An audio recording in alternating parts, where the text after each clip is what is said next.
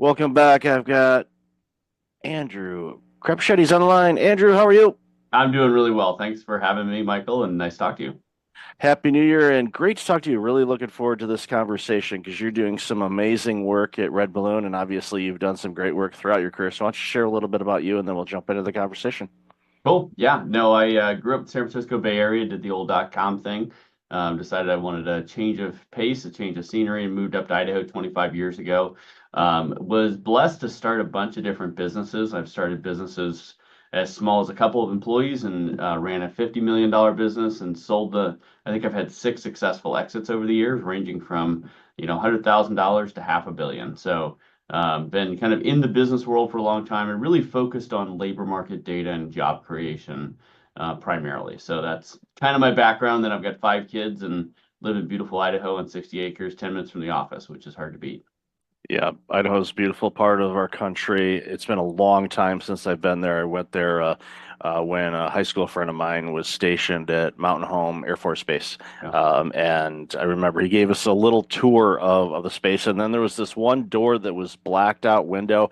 And he goes, I can't, and he was a mechanic. He said, I can't show you what's in that room. And I believe, and he would never confirm long after he left, which is good for military personnel, but I'm Right. pretty sure it was one of the stealth things that we didn't know existed yet. So, Yeah. he got to play with all the cool toys. But That's and, amazing. That's really cool. yeah, Idaho is just a wonderful part of our country for sure. And the job market, and that's one of those top of mind subjects that Yeah. gets talked about monthly at least because they'll say, okay, the jobs report will get reported, or you'll hear stories like we talked about in the pre-show where Wall Street Journal's had a couple articles in the past 2 weeks on the job market. One of them was about how for people that are unemployed, it's harder for them to find work. And I think back to not that long ago, during the pandemic and a couple of years after it first happened, where organizations were having a really challenging time finding people to now people are having a really challenging time finding things. And you've been in this space for quite a while, and what are some insights that you want to share for not only for candidates but for businesses as well? Because I think it's important for organizations to recognize that there's a better way to go about this and finding talent and for talent to find organizations. So I'd love to hear your thoughts on that. Yeah, no, it's the labor market's I don't know. I've always found it fascinating. And at the end of the day, it's people, right? And I think a lot of people forget that when you read those reports by economists, like we created 264,000 jobs. Well, that means that 264,000 individuals now have a career that they're, pursuing, they're trying to do well at. Right. And it's very easy when you have very large numbers, particularly you look at the US labor market and economy, to forget those are people involved, right? But the reality is that a job is a very defining feature of your life. It's not the only defining feature, but it's one of the major defining features. When you meet someone new, you ask them, what do you do? And you're asking them what their job is, but that question betrays that a job is more than just a 9 to 5 hobby. It's a defining feature. It's how you bless customers. It's how you build a community. It's how you build an economy. It's how you take care of your family. And so I guess I always like to well, let's remember there's humans involved. It's not just big job numbers. And the labor market has changed quite a bit. If you look over the last 10 years, the JOLTS report, which is the jobs and labor turnover report, basically how many open jobs are in the economy. We used to have 3 to maybe 4 million open jobs, and these are job postings out in the economy that are not being filled right now or are being filled, but then new ones are backfilling them. So 3 to 4 million open jobs. We went through the COVID massive disruption to the labor market and then came out of that. And we actually started peaking out at over 10 million open jobs in the labor market. So you had this weird kind of dynamic that happened in the labor market in the economy where people were receiving, whether it was COVID checks or they were afraid to go back to work or whatever reason, they didn't want to jump back into the labor market after being displaced. I think a lot of them lost faith in the labor market. They lost faith in the businesses. They felt like they didn't have any loyalty with the businesses that were hiring them or used to employ them and laid them off. So all of a sudden, the businesses were desperate to fill jobs. And I remember talking to a lot of businesses during that time period, and they really had to shift their mindset from, look, the labor market is not a vending machine. You can't just put in a quarter and get out a great employee. You need to be building an employment brand. You need to be building a talent network. You need to have a strategy around building the talent that you need for your business to be successful. And so businesses, I think, are starting to come to grips with that. But then, even though the unemployment rate continues to be very low in the, barely over 4%, people are having trouble finding jobs a lot more than they did even a year ago, which is really interesting to me because this economy has been dealing with the headwinds of inflation, of taxes and regulation, and honestly, the economy has been dealing with a lot of unknowns of what's going to happen with the election, what's going to happen with different state policies, natural disasters, et cetera. So all these things are coming in to play for these businesses, and they're starting to come to grips with this. But then the economy is kind of slowing down right now, and people are struggling to find a job. It's taking them longer. The average time to find a job in America is pushing 4 months right now. And you think about like, well, okay, what's 4 months? Well, if you're not getting a paycheck for 4 months, um, you really feel that and your family really feels that. And it's not just the money side, although that's a big part of it. It's the stress and anxiety of the job search process. And speaking of the job search process, I would say in a lot of ways it's really broken right now because, put yourself in the shoes of a job seeker. You are applying for a job and you're saying, "Hey, I think that my skill set would be a good fit for your business." And then most businesses aren't even responding to you. They're just ghosting you. They're not even giving you the compliment of a response. And those who do respond to you are saying, no, you're not a good fit because of a variety of factors. And you're not even given the opportunity to say, hey, wait, let me explain why I think I was a good fit for that job. On the business side, they're posting a job. If you're posting a job on Indeed or ZipRecruiter, one of the really big job boards, you might get thousands of responses from that job posting. Well, if you're a single recruiter at a small business, let's say under 500 employees, and you get 1,000 responses to a job posting, you can't give meaningful time of day to all 1,000 people who are applying. So you're trying to weed people out and not even respond to them because you don't have time for any interaction. So in my mind, the job market is very broken. And someone was telling me, they're like, well, it's not that big a deal. It's like a sales job, right? You're just selling yourself to these businesses. But I would argue that it's very different in that when you're selling a piece of software or a widget or whatever, you're selling something else and you're saying, hey, I think this is a good fit for you. And when you're rejected, they're rejecting the thing you're selling. But when you're trying to apply to a job, the thing they're rejecting is you, right? And so it's this very personal, painful process to actually look for a job. And so I know a lot of people who don't even want to jump in and then they find out that they need to grind for 4 months and it's not as easy as they thought it would be. So anyway, now I painted this horrible picture of what the job market is today, but unfortunately that's a reality. And that's what people are dealing with. Businesses are overwhelmed with applicants who aren't a good fit, and applicants are ghosted or not given the time of day or given the opportunity to fight and say, no, I really could do this job. Give me a chance. And so all those factors are playing into a very difficult labor market right now. Yeah, and I've seen it, and we know, split time between San Diego and Toronto, completely different things, and the dynamic of the 51st state, I find quite entertaining, and that's a completely different subject for another day, because Yes, right. I'm a dual citizen, and I can vote and screw up two countries, and I take that very, very seriously. But the job markets are very similar, where in that it's very difficult for people to find opportunities. It's taking them longer. Yeah, There's the fake job posts and all of that, which is annoying. It's like, don't, if it doesn't exist, don't play. Come on. It's like you're right. wasting time by doing that. But, we're seeing in both markets, unfortunately, because if you don't get paid for several months, well, you have no revenue coming in, then that's problematic. And we've seen that with the amazing spike in demand for food bank services and homelessness and all of these things where for years, homeless, and I've worked in the sectors that, dealt with it, usually on average, 3 to 4% of the population will be homeless at any given time because of mental issues. Just they don't want to be around people. There's all kinds of different things. Well, now, those numbers in certain markets have been increasing, and it's not because these people are having mental health issues. It's like they can't find a job. That's right. Or and it's it's a situation where they go to apply, and even at a place that used to be a turnstile type of place, we'll pick on the fast food industry. It's like that's just a constant turnstile of teenagers, and that's how the system has been. You could argue that's broken as well, but Right. to the point where someone says, "Okay, I want to apply for that," and they'll look at you and they'll go, "Okay, you're in your mid 30s or early 40s," and they're like, "You're a flight risk. You're only taking this until you go. I don't want to bother with training you." So here's somebody that's willing, able to work, wants to work, and they're not even getting a sniff. And it gets to the point where people are like, you know what? Screw it. I'd rather sleep in a tent and deal with the food bank than have to navigate all that stuff.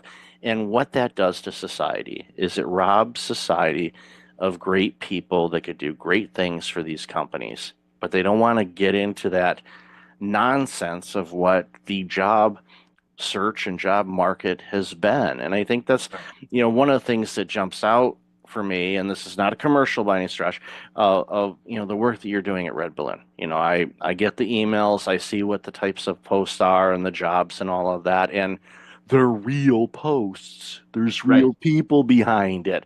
They might be using ATS, but in the conversations that I've had, with other people that I've like, hey, go check them out. It's like, yeah, I got a call from a real person, and they looked at it, and it was like, Right. wow, Yes. it's like the olden days when it's like, oh, people working with people. What a weird concept. But because it's frustrating. I've looked for work before, and I've been Yeah. on all sides of the fence. Either hiring people or being somebody looking for work as well, and it's it's a lot like buying a car. Now, some people love buying cars. I despise it.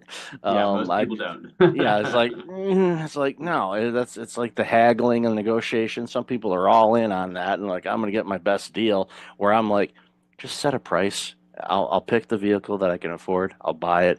Make the Right. transaction easy. It doesn't have to be complicated. It's like here's the job. Do you have those skill sets? Yes. Okay. Let's talk about your personality. Yeah. What's And culture important to fit. you. And Yeah. Those culture things. is a huge thing. And Yeah. Yeah. For and sure. I've shared this story before. I ran multi-site medical care clinics for several years, and I was looking for a receptionist, and I got 900 resumes, and I'm like, okay, how do I go about this? Well, I took the time to look at them, and it took time, but A I'm like, lot. I am going to look at these, and I got one, and it jumped out all over the others, and the doctors thought I was absolutely bonkers for doing this. But the receptionist that we hired had no medical experience. I turned down other people that had medical experience. She didn't have medical experience. So the doctors are like, "Are you out of your mind? Why are you hiring somebody that doesn't know the industry?" It's like, well, one day somebody hired me as the executive, and I wasn't in healthcare, so Right. work with me on this. The reason why I hired her, one was personality. She was outgoing, could handle everything. Secondly, she had worked in for a cell company's customer service retail. So she's dealing with people that are complaining that their iPhone costs too much or that plan isn't working or my this or that. So anything that she's dealing with, unless she's trying to sell somebody on it, she's dealing with unhappy customers. I'm like, you're going to be dealing with unhappy, sick patients. They're going to be mean. They're going to say some Right. things that they shouldn't say. Are you okay with that? Yes, I've had this experience with that. So I hired her. So again, doctors were originally mad at her, and she was, and I definitely want to get your thoughts on this. She was commuting a long way to get to our clinic. Hmm. She had like almost an hour each way commute, which was a long, for a receptionist role. That's a lot. So she'd been with us for a couple of years. The doctors long forgot about her skills, thought she was an all-star. I was, looking, in the trades and all that kind of stuff, and I saw one of our um, partner clinics, not necessarily a partner, but same kind of group, had an opening for a receptionist role and slash office management type of assistant thing. And that location was 20 minutes from where she lived. So I called the director at that clinic and I said, I got a person. I don't want to lose her, but she lives 20 minutes from you guys. and she's Right. absolutely amazing. Would you be willing to interview her? Yes. Yeah. So she went on the interview. She got offered the job. She was back and forth on. She did not want to leave us, but I said, okay, you're gaining at least 40 minutes a day. So Yep. multiply that. What would you do with that extra time? Um, Sleep in a little bit, get home earlier, do this, that. So long story short, she quit. Doctors are mad at me again how could you get rid of her? So it's gone from why did you hire her to why did you Yeah. let her leave? You gotta trust me, all right? Yeah, exactly. It's like, so I've seen everything. And I said, because I wanted what's best for her as an Right. individual. Right. Long story short, a couple years later, she was promoted to office manager, and now she's assisting running that clinic. So she Yep. went from working for a cell phone company as a customer service person to Yep. running a medical clinic office. Why? Yep. Because I believed that she could do the job. Well, she Right. had the right character, she had the right work Oh, yeah. ethic, right? All those things, and you were able to see that. Whereas an ATS, I hate to pick on them because Red Balloon has an ATS, and I'll explain that in a minute. But there's yeah, so much can be missed in that process. And I think what you just explained, which I think is brilliant and wonderful, is hiring is a distinctly human thing. And I think anytime you just try and have the algorithms or AI or any of these things take over DQing people who the algorithm thinks are not a good fit, or communicating in a way that's clearly a machine communicating.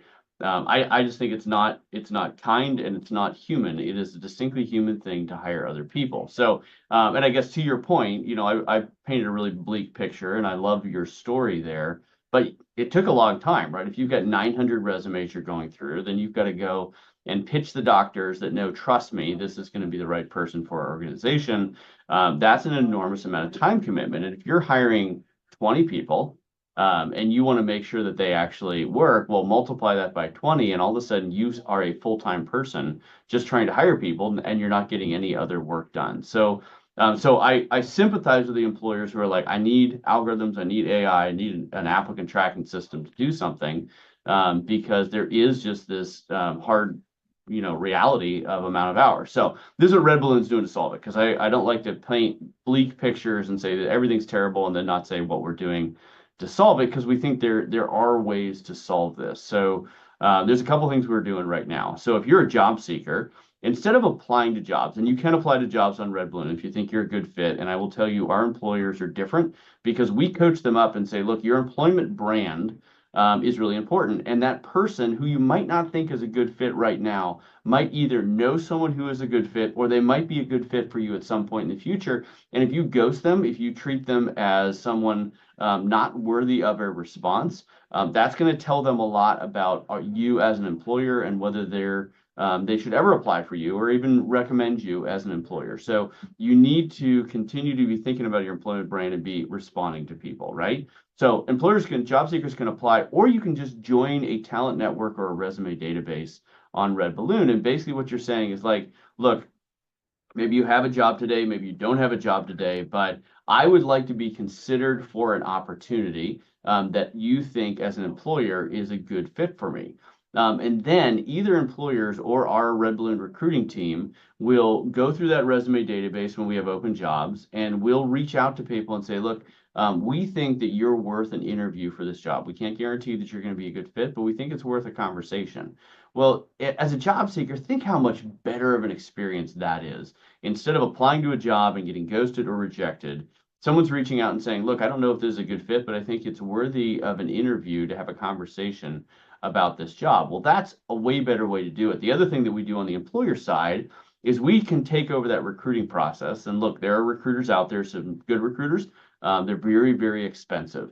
If you use a traditional outsourced recruiter, you're going to pay 30 to 40% of the first year salary for the person that they're helping you hire. So get ready to write a $30,000 to $40,000 check for them to fill a position for you. Well, Red Balloon thought, man, there's got to be a different way. If we can do this at scale, we can include humans and use computer programs and software to just make the humans more efficient, but not try and take over what is a distinctly human thing. of looking someone in the eyes, getting on a video call, actually understanding, you know what, you're a person of character. And while you might not have all the skills today, you're going to be an awesome fit for this company. So we will actually take over that recruitment process, and we will do it for under $10,000. And we've filled CFOs and CEOs, and we've filled executive assistants when you've got a small business and you know you need the right person, but you don't have the time and energy to do it yourself. We're going to save you tens of thousands of dollars and actually have a human being talk to people who might be a good fit for your company. So that's kind of, and we're trying to build that at scale because we believe that job seekers have the right and the dignity to have a conversation with a human being. And we believe in businesses, if you're a small business, you simply don't have, we estimate it should take 30 hours to run a good hiring process.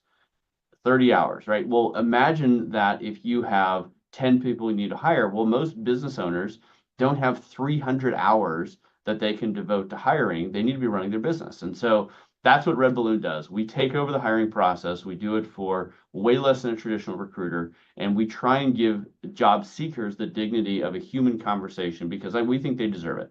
And if we can do that at scale and really redeem the world of work and make work fun again, that's really what we're striving for. Yeah, I'm a gigantic fan of it, and as I said, I've had people look at it. I get the emails because I always want to see what's going out there, and I Yeah. see the quality of organizations that are in there, and you can tell that and thank you for sharing. I did not know the fact the organization is coaching these organizations because post after post after post, it's like this feels personable. It doesn't Right. feel like here's what you need to do. And I'll give you a funny story. I saw a not because I've done on the side I do some nonprofit help and whatnot, and I saw a job post for a part-time nonprofit director type of role. Yeah. And I'm looking at the job post and I'm like I started visually trying to count the bullet points of the duties and responsibilities. And I'm like scrolling, I'm like, and my original career was accounting, so I can count, but I'm like, there's too many bullet points. So literally I copied the post, I threw it into ChatGPT, and I said, hey ChatGPT, how many bullet points are in this job post? 57 was the last one. 57. And Right. then of course, other duties is assigned, which is the that's the Right. catch-all. The Those total other catch-all. And there's like probably two human beings on the entire planet that check all 57 of those boxes, right? Yeah, yeah, that was the volunteer board of directors sitting around the board table coming up with a wish list instead We of, should do okay, this. We should do that. what, hire some, what do you want, who are you as an organization and what do you want to do? Right. What's your mission? Who do you want to accomplish? What type of person do you want in this role? Not skills. Skills can be taught. Right. And we've got countless stories about that. But what do you want that person to be like? What do they need to have from a personality standpoint to be able to succeed in this job and deal with you bozo board members? Did I say that out loud? I'm sorry. Yeah, that's right. Editor, We have not mentioned names. We will protect the name guilty. editor, don't remove that. Okay. That's right. But again, your organization is helping organizations return to the people business and the human business, and long overdue. And I celebrate, the work that you're doing and important work. And like you said, it's not easy out there, but organizations like you and your team will make it easier. So, That's love right. this conversation, Andrew. Where can people find out more about you and Red Balloon and everything else you're doing? Yeah, go to redballoon.work, not .com. That's where you'll find a party supply store.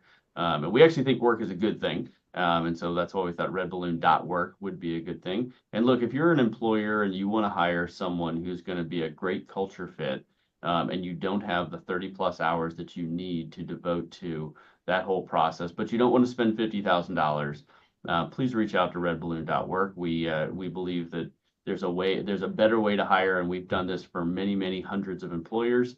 Also, if you're a job seeker and you find the job hunting prospect just discouraging, go ahead and fill out a profile on redballoon.work. You're now part of a database of job seekers who care about meritocracy and hard work. and showing up and providing value. And you never know, you might just get a tap on the shoulder and say, we have an opportunity that might be a good fit for you. And you don't have to go through all the pain and anguish of rejection while still being involved. There's obviously jobs you can apply to. We'd encourage you to do that.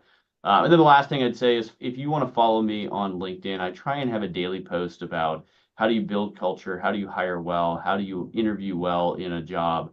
And so have a hopefully good content out there, and that's where I put most of it. So follow me on LinkedIn, Andrew Crapuchettes. There are not a lot of people with that last name out there, so you're pretty safe to know that it's going to be this bald guy. And I'll definitely have all of that information in the show notes. So, Andrew, thank you for being you. Thank you for this awesome work, and really appreciate your time today. Thanks for having me. Everyone, have a great day. Welcome back. I've got Doug Drysdale. Like, Doug, how are you today?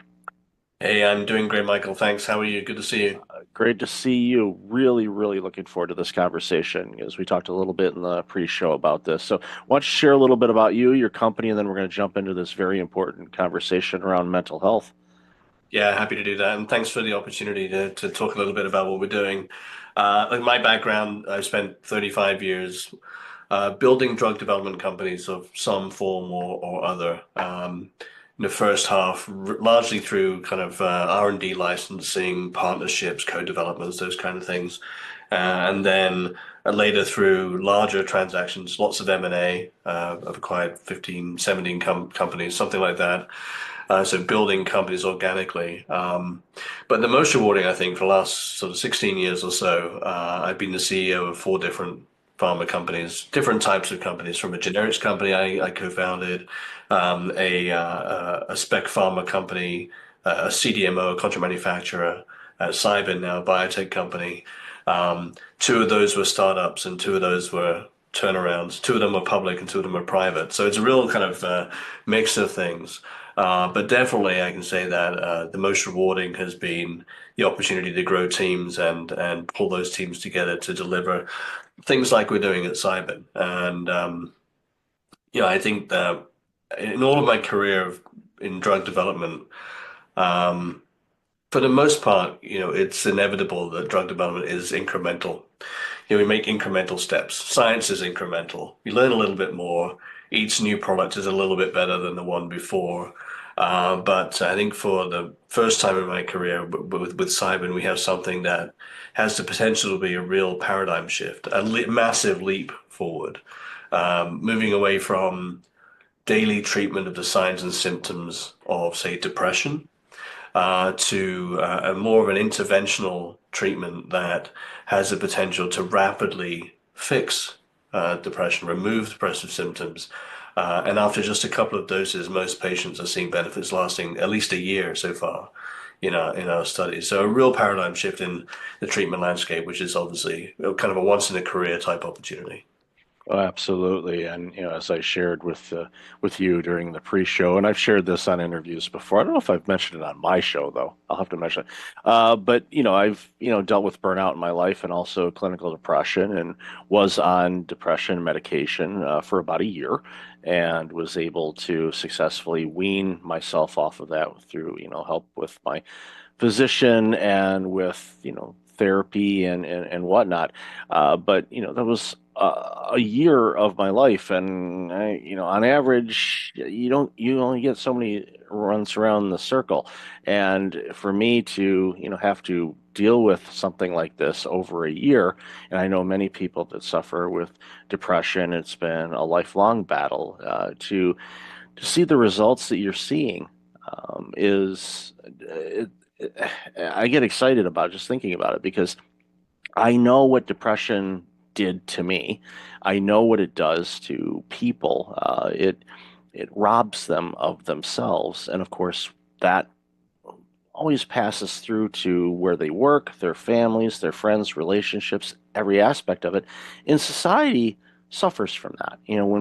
When people lose great people because they're depressed and they're not themselves and they're not able to contribute the way that they want to or used to, society suffers from that. So, that's why, it's so important for us to get you on the show, because I want to talk about, this. And obviously, I don't want to I don't want to ignore the fact of, your career, and a question that came to mind as you were, walking us through what you've done all these years is, I don't want to guess that you've seen it all, but you've seen enough, I think, as you're navigating through the landscape of getting approvals and, investors and all these other things, that you can kind of sense what the next question is going to be, the next step's going to be in order to get things approved or clinical trials or anything like that. So I'd love to hear your thoughts on that.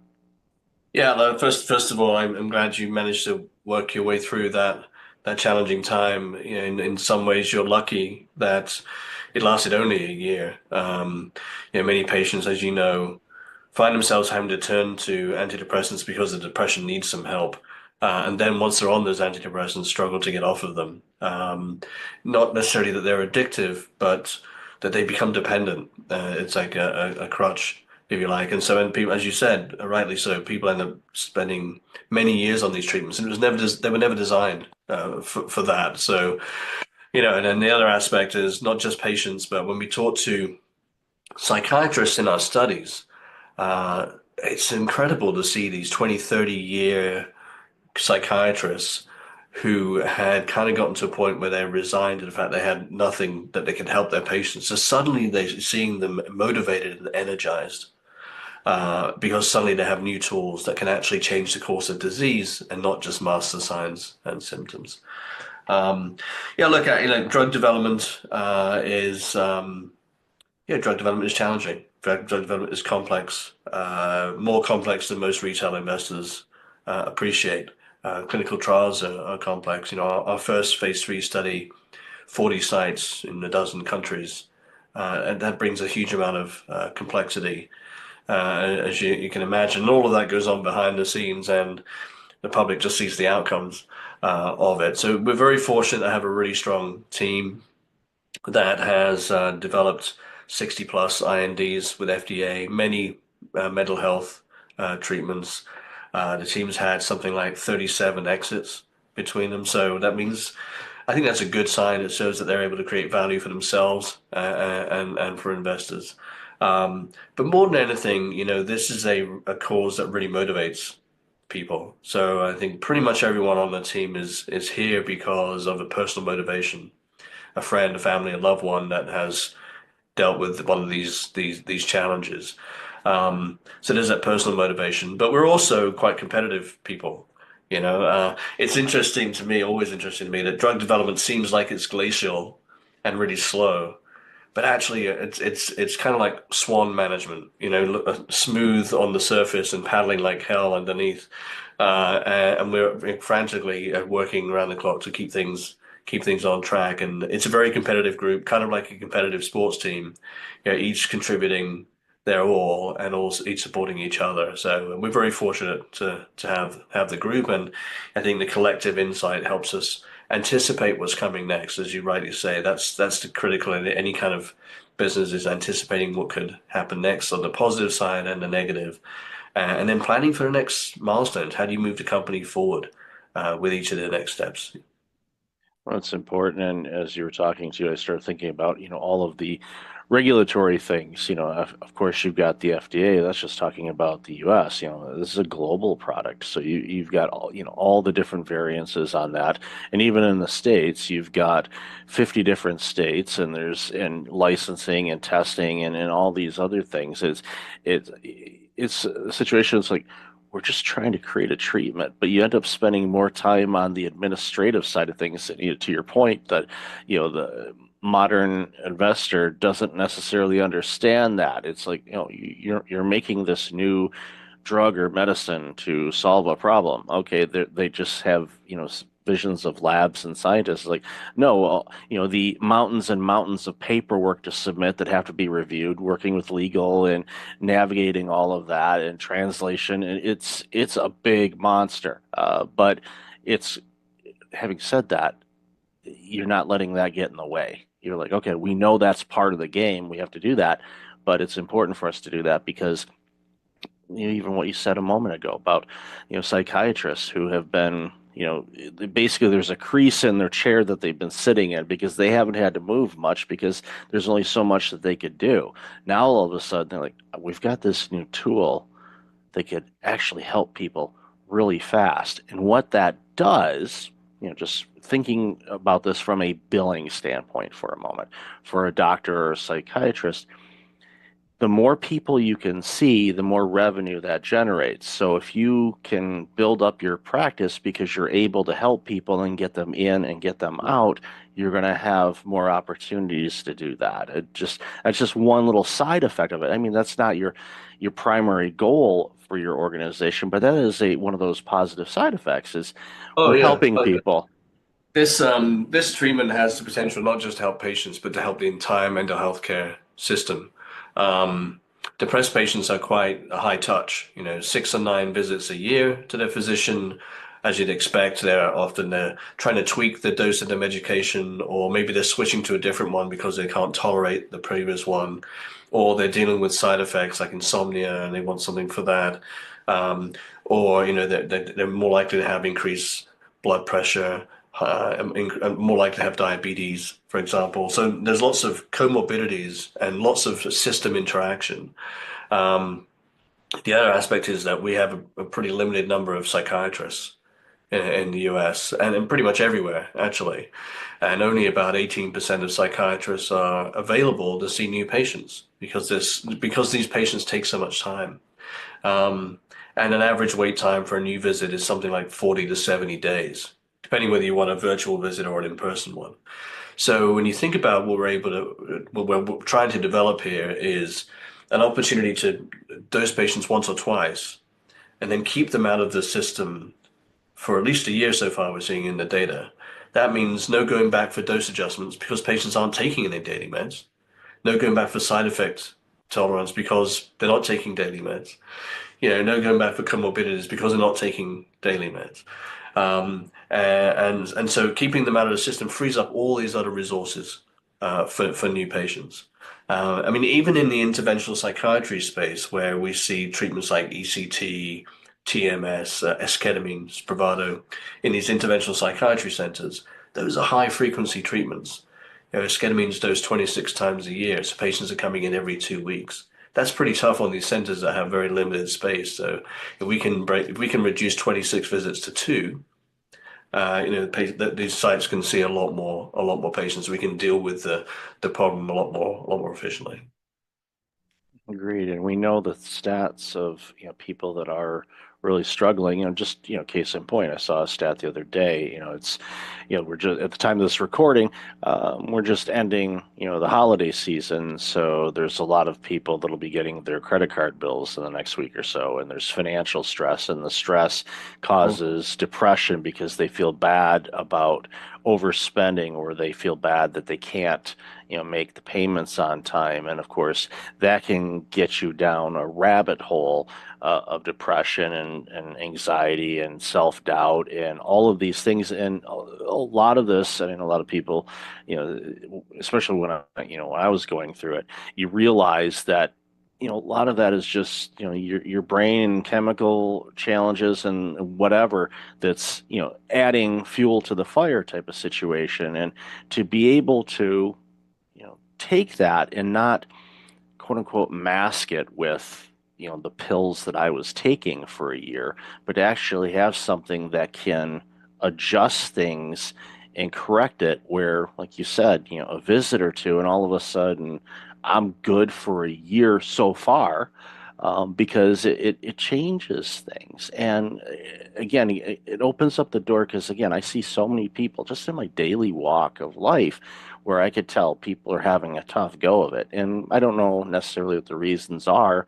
I do know that they're having a tough go of it. And I don't, my hope is that they'll be able to get the help that they need. But as you said, there's a long wait list to talk with a mental health specialist, even with the advent of remote therapies and whatnot. There's still a wait period. And then, of course, there's cost involved and all of that, where, the work that your team is doing and the innovative work that it's been doing is creating an opportunity for people to get this help a lot faster, a lot healthier. You don't have to worry about, okay, well, we're giving you this, but now, your A1C levels are going through the roof, or, oh, congratulations, you're going to bust the heart, rate, and your watch is going to be yelling at you because your blood pressure is going through the roof. You won't have that. And I used to work in primary care as an executive, so I see the patients coming in, and I know the challenges they're having, and a lot of it is, basically playing whack-a-mole, and that's tough on a doctor because they have to figure out, all right, what are all these different combinations of things, and to be able to use, what your team has come up with. Again, it excites me. I'm thrilled that the work that you've done, and obviously you're leveraging all the experience you've had. But I'm thrilled for this because I know what this means for humanity. If we can get people away from being depressed and help reduce anxiety and other mental health challenges, people will be happier and healthier. And what a world will that be when we can get there? Yeah, no question. And obviously there's a big link between metabolic health and mental health.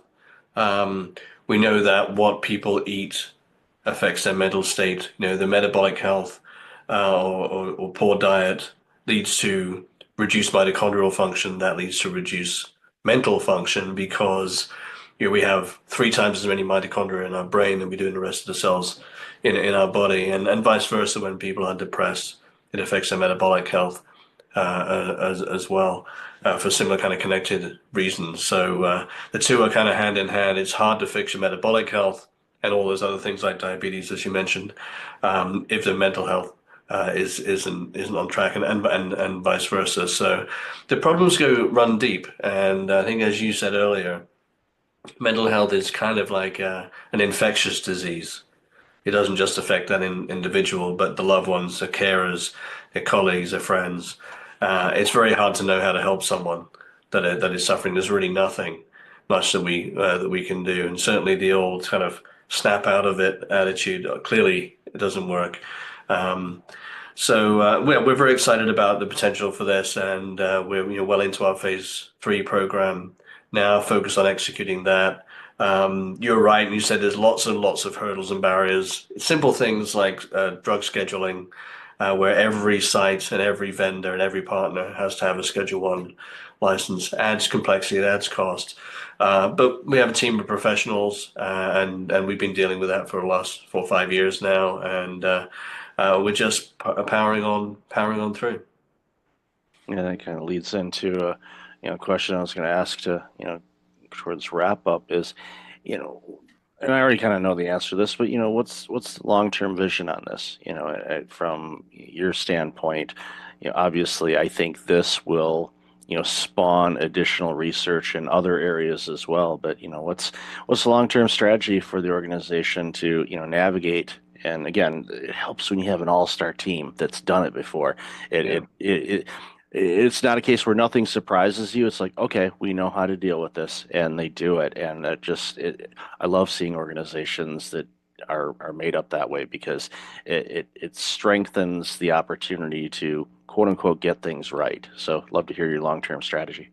Look, I mean, we're fortunate in that depression studies can be quite challenging, typically, in that when you're dosing patients every day with a psychiatric condition, and then you're comparing that to a dose of placebo, those placebo patients are getting some kind of positive input, if you like, or, so they're taking this placebo, some reinforcement, if you like, and so the placebo effect can be quite large in these studies, and then you get a failure to separate the active treatment from placebo, typically normally because these treatments have fairly small effects historically.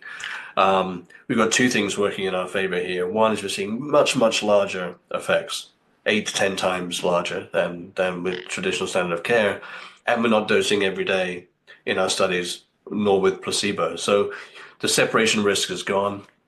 We've seen just tremendous results in phase 2, 70+% remission rate, at 12 months, 100% response rate at 12 months after 2 doses. So going into phase 3, we've removed a lot of the risk. So now it's all about execution.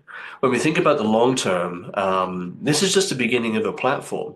So we know that these treatments very likely will be successful in depression, anxiety disorders, but there's plenty of anecdotal and academic evidence to show that there are many other conditions that these could be helpful for as well. Bipolar disorder, OCD, postpartum depression, cluster headache, migraine, neuropathic pain, substance use, opioid use, alcohol use. I mean, these are conditions that collectively affect in the US alone maybe a couple of 100 million people. So we're not talking about niche applications here. We're talking about mainstream applications on the scale of, the GLP-1s, Wegovy, et cetera. Ultimately, once we look a few years down the road. So our hope is to focus on this phase 3 approval in depression, and then leverage off of that experience and the impact we can have on the depressed patient community, and leverage that to help many more people with a lot of other conditions. And really try to change the mindset to move away from daily chronic dosing of pills every day to something that's more interventional. You mentioned whack-a-mole. I think it's exactly right. It doesn't matter what condition you're treating, if it's depression or a cardiovascular disease or whatever. As soon as patients start getting polypharmacy, multiple pills, then it's about, okay, well, this one's causing this side effect, this one's interacting with this one's causing another side effect, and you're adding in more treatments to deal with the treatments that are trying to attack the underlying condition. So, one major benefit of all this is maybe let's break the cycle of relying on a pill every day. Patients have to come in and do a bit of work and have a couple of visits and take these treatments, but 2 visits could perhaps last patients for an entire year, free from all those medications. So I mean that's the vision, to create a platform, and we're very very excited about the opportunity to help not just depressed patients but all those other groups I mentioned as well. Yeah, I look forward to people throwing away their pill dispensers because they don't Mhm. need them anymore. So I applaud your work and celebrate it, and I'm looking forward to seeing all the great things that comes from all of this. So, Doug, love this conversation. Where can people find out more about you and all this amazing work you're doing? Yeah, look, thanks for having me on, Michael. Enjoyed the conversation. You can always find us at cybin.com. That's cybin.com. And if you happen to be an investor, we're also traded on the New York Stock Exchange at CYBN as the ticker symbol. And I'll definitely have all that information in the show notes. So, Doug, thank you and your entire team for your part in helping people get better. I applaud you and I really appreciate your time today. Great. Thanks, Michael. Welcome back. I've got Rico Nasal on the line. Rico, how are you? I'm good, good. How are you this morning? I am doing really well. Been looking forward to this conversation. We lined this up as we were joking in the pre-show. Feels like 2015, which would be impressive because I didn't start the show till 2017, but here we are. So, for those that don't know you, why don't you share a little bit about you, and then we'll dive into the conversation. Yeah, absolutely. So I'm Rico Nasol. I've been a creative executive for the last 20 years. I spent most of my time at Zappos and Netflix. At Zappos, I was employee number 40, and I had to scale, and I founded the creative and content team there. It was, I guess, a theme in my career because at Netflix, I was there for 9 years, did the same thing. I founded and headed their Netflix creative studio. And so what I do now is I started leaning into the coaching and leadership aspects of that because I had to scale to 200 people, 7 countries. And in doing that, I had to build my own leadership teams. And so I found myself leaning more into building more leaders around me. And so I decided to leave Netflix in 2021 and start my leadership coaching business. So now I focus on training the leaders of tomorrow and building them up and helping them build the confidence, clarity, and culture they need to be successful.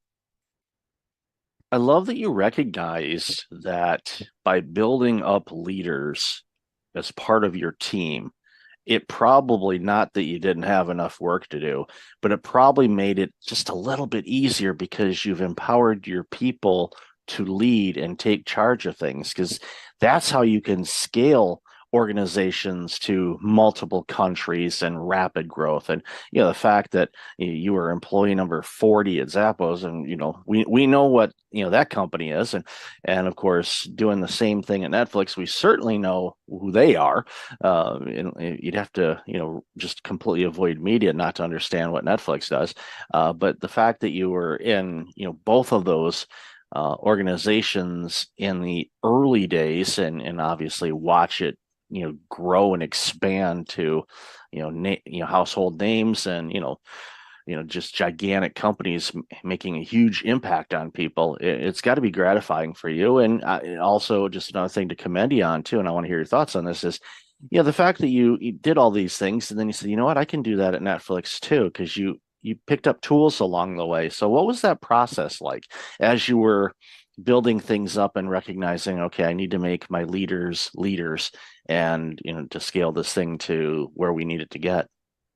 Yeah, great question. I had a lot of mistakes along the way, and that's where I built this course, right? Because there's no perfect way to be a leader, and I would say I'm a product of my environment. I think that's how all of us are. So I was the drum major in my marching band, which like I was the number one band geek. I played a lot of sports, and then I was lucky enough to work with Tony Shea, the late Tony Shea, who really was the embodiment of like empowering others. So it was good because my first experience was in an environment that true autonomy, true empowerment, and in between, I didn't mention the stops in between because that's where I learned what toxic environments were like. So taking the good that I found at Zappos, it took me a while to find Netflix because Zappos was in Las Vegas. I was married. We wanted to live back in California, and I found a few bumpy spots along the way. And so I found micromanagers, I found toxic leaders, and nobody goes out and says like, "Hey, I want to be a toxic leader." I want to create toxic environments. But like I mentioned, people are products of their environment. So if they don't know any better, and a lot of these companies don't have great training programs, what I've seen is a lot of companies will take the best performing IC who's maybe good at the process and promote them as their leader. And it's one thing to manage process, but as we all know, leadership is about leading people. And so if you just were in charge of process, great. But if you need to inspire and motivate people, nobody's training these folks how to do that. So one of the things I had to learn was, one, I can't do my old job and my new job at the same time. So I needed to find people to do the stuff I used to do, and then really build succession plans. Train your replacements. If you can train your replacements, that means one, you can move on to do other jobs. You could get promoted yourself. And then two, if you wanted to take a break, because I know you focus a lot on burnout, if you want to take a vacation, who's going to do your job when you're gone for a week, right? If you don't have a good succession plan.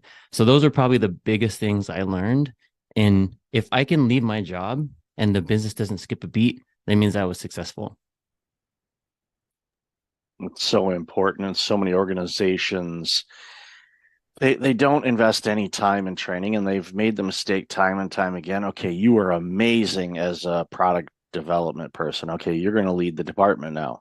Well, I've never led a person in my life. I don't even have kids. So what's this going to be like? And you'll do it because you know the product. Well, you're not, like you said, and I appreciate you said this. You're not leading the product. You're leading people. You're not doing the work anymore. You are leading people that are doing that work. And often there's the inner struggle of, no, it should be done this way. And there's multiple ways to get to an end result. So the great leaders that I've encountered, once they become great leaders, some are, I don't want to say some are born, but some have some attributes that make them gravitate to be better at leaders than others. Doesn't mean people that don't have that can, they can be a great leader. It's something they have to learn and study from the greats and research and, don't be a follower, as Jim Rohn has said, make your own decision, so take some ingredients from all the great leaders or the people that you admired or your former bosses and use some of those components in your leadership style, and you'll be amazing at it because it's got some principles of leadership, but it's also got you in there. And that makes it so much easier. But organizations don't invest time in training their leaders. So the leaders have to do it themselves, or it's trial by fire, or if they're talking with peers. But a lot of times they're so overwhelmed with all the workload and the struggle of leading and not doing. It's such a difficult challenge for so many people. And that's why we see all the problems we're seeing in workplaces, whether it's micromanagement, stress, burnout, retention issues. All of these things are playing a part. And a big component of it, from my standpoint, is just improper or bad leadership. And it's like you said earlier too, and I want to commend you on this as well. Most people, I mean, there are some, but most people don't set out to say, you know what, I'm going to be a bad leader. I'm going to be a micromanager. I'm going to just annoy the heck out of these people. That's not their intent. Many of them are internally drowning. They're fear, they're scared. They're basically putting on a fake face to say, I have to show myself as being a strong leader. It's like, well, you need to be who you are. So you're not fighting this internal battle of trying to pretend to be somebody that you're not. Be you and figure out your leadership style that can help motivate and grow the business.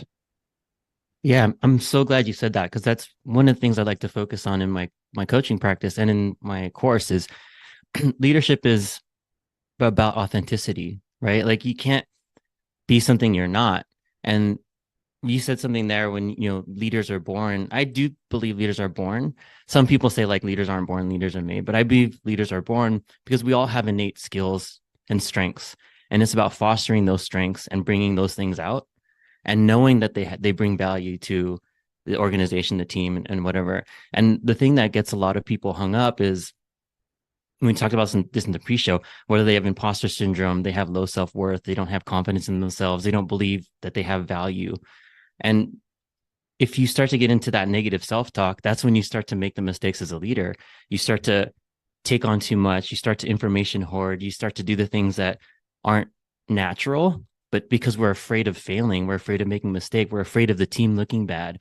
If the team makes a mistake, that means I made a mistake, that means I'm a bad leader. But when you hold on so tightly, that's when we start to fail our teams. It's when you let them tier what you said earlier. You just need to tell them, get from point A to point B. You figure out how you get there. I just want to make sure we get to point B.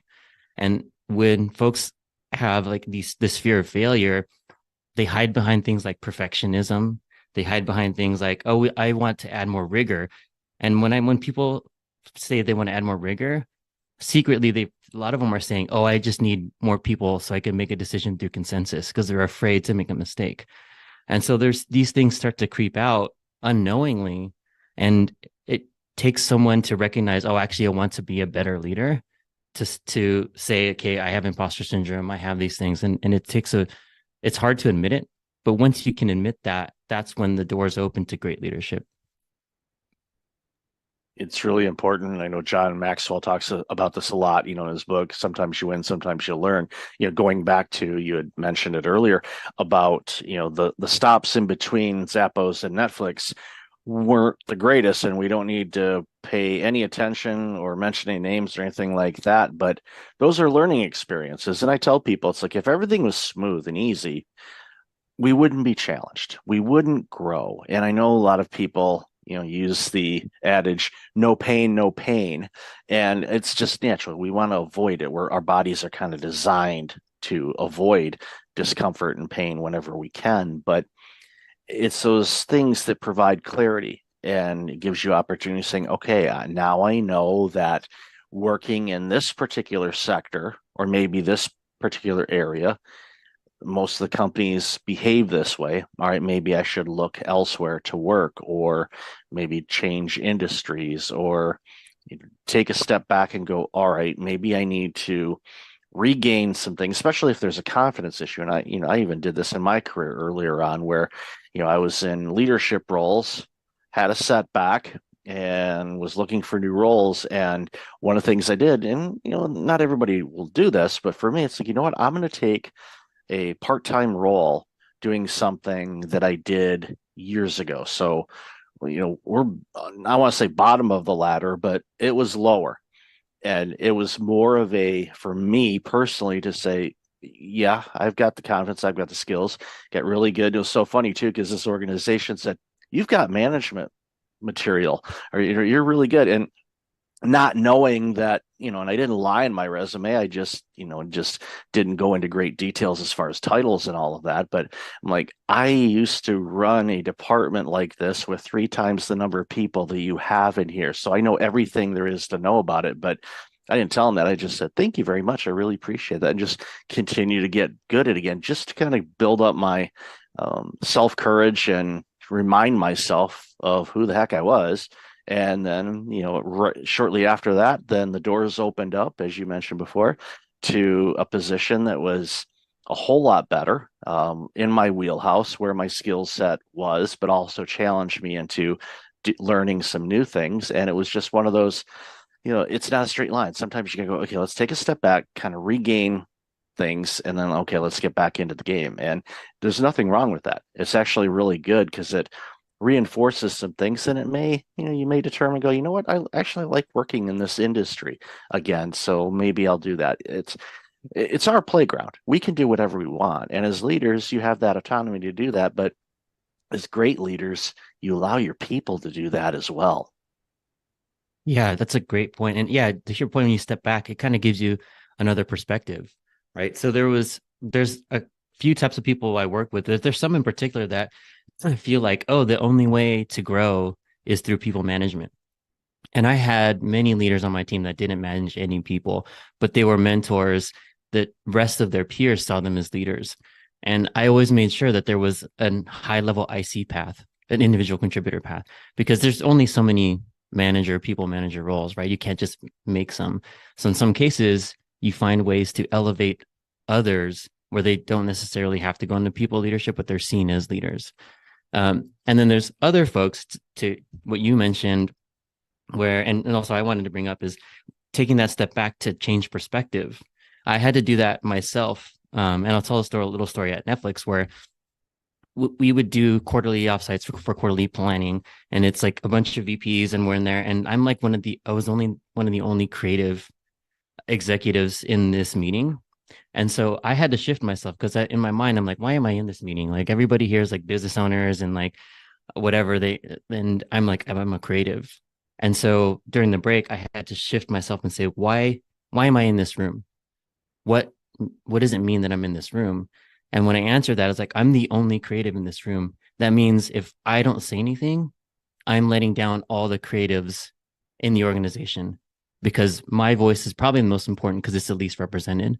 And so by shifting that mindset and helping a lot of my clients shift that mindset, is your voice is probably the most important, especially if you're the only one representing that function in the room. So look at it that way and share your perspective, share your voice, share the things that you're thinking, the questions that you have. And I went from not saying much and being scared to say something not smart to no, my perspective and my opinion is important. I love that you basically reframed the question. Your first instinct was, why am I in here? And you reframed it to is, what's the reason why I'm in here? And the reason is because they need me to share from my perspective, and my background that they don't necessarily have, some insights that they're not going to see, which is going to strengthen whatever initiatives the organization as a whole is trying to roll out. The ideas that you provided literally could have created additional millions, if not billions, in revenue. And if you weren't in that room, that may not have happened. So you ask, basically the same question, why am I in here?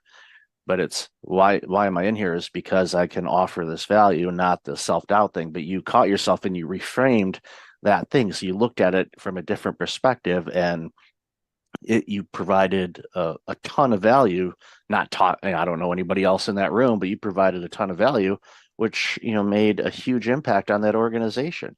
And that's again one of those things when we have that self-doubt and negative talk and imposter syndrome kind of thing. You have to realize where have I been? Where am I at now?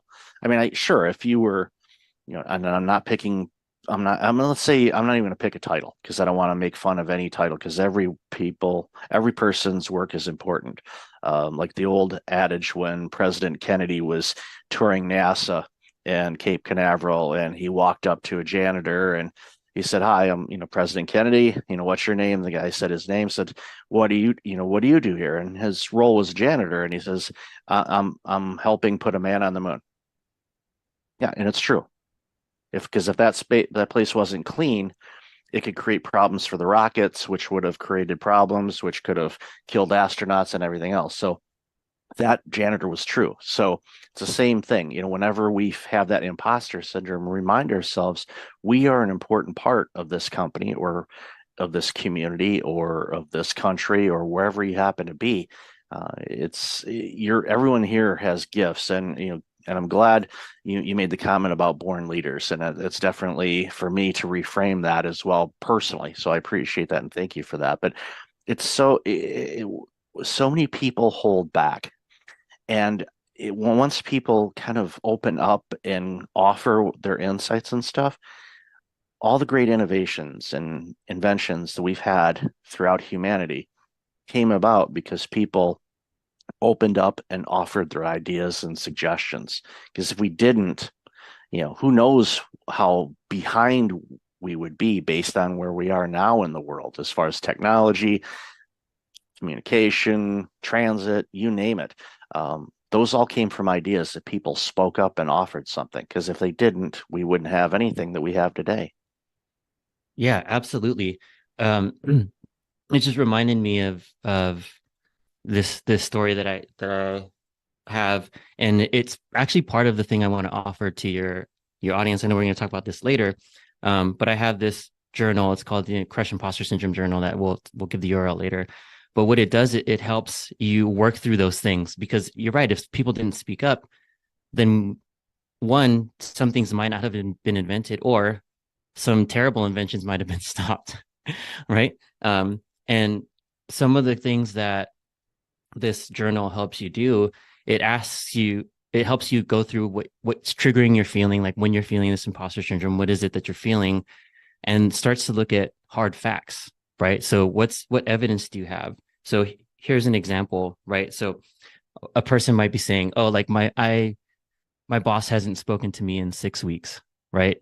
So what somebody could say is like, oh, he must hate me. I'm going to get fired because my boss hasn't spoken to me in 6 weeks. But what could it be? What else could it be? Could it be that your boss is actually really happy with your performance and that he doesn't have to speak to you, right? So like, it's all about changing our frame of mind and really understanding what are our triggers and what do we know to be true, right? So if you do speak up in that meeting, what can happen? And the things that I used to be afraid of is speaking up in meetings is like, oh, I'm going to say something dumb. Someone's going to not like it and I'm going to get fired. And then I have to ask myself, how many times has that happened? Out of the hundreds of times I've said anything, how many times have I said something not smart and gotten fired? 0. How many times have people nodded their heads and said they agree and like that's a good point? More often than not.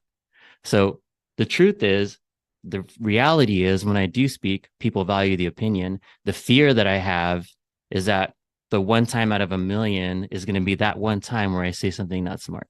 And that's when we get in our own way. Like we have this fear. That's when the imposter syndrome comes out. We think the worst thing will happen. But what I'm asking people to do is think, what is the best thing that can happen?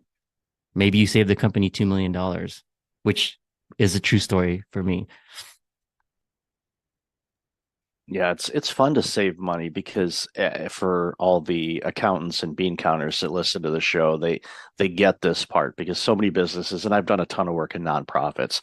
Nonprofits are always looking for revenue. They're always looking, how can we raise more money? How can we get more donations? All of that, which is, a key component for them to address the needs that their particular nonprofit does.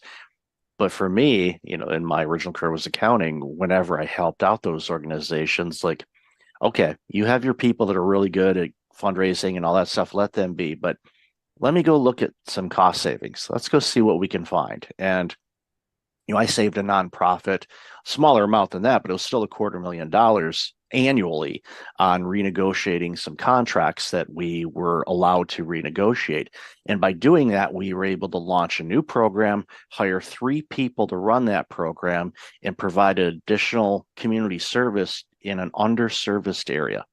That's one of those things that, of all the things that I've done in my career, that's one of those things that I am quite proud of. I'm proud of a lot of things and thrilled that I was given the opportunity to be able to do those things. But that's one that sticks out to me a lot because we didn't let anybody go. We didn't fire anybody. We didn't cut programs.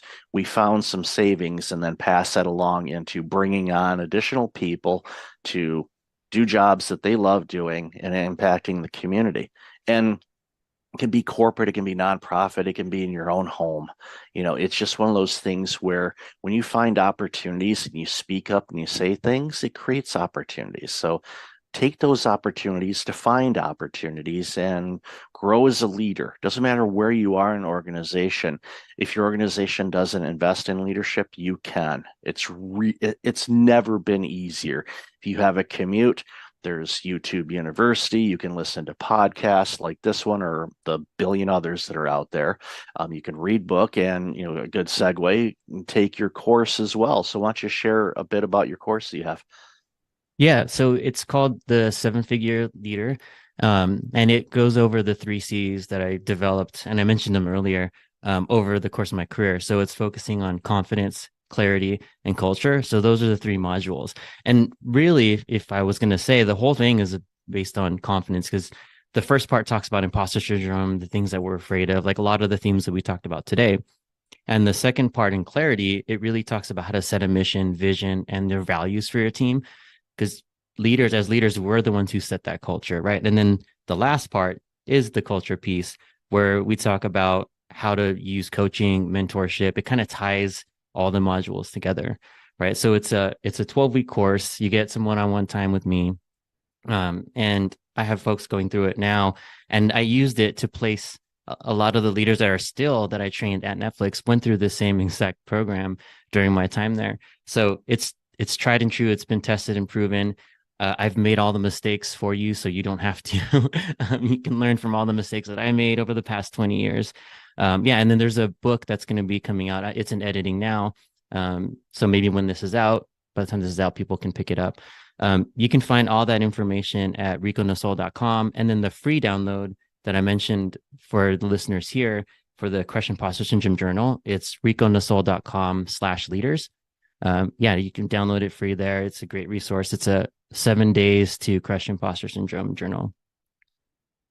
I really appreciate that. And I highly encourage everybody listening, go get that resource and sign up for the course. And then, when the book gets out, I'll make sure to update the show notes to have a link to the book as well. Because leadership is so desperately needed. And even if you're not, a senior VP or a C-suite executive, let's say you're middle management, or maybe you're even on the front lines, you're still a leader of life. You're a leader of your work area. You're a leader of interacting with your customers, clients, patients, whatever you identify the people that buy or you serve.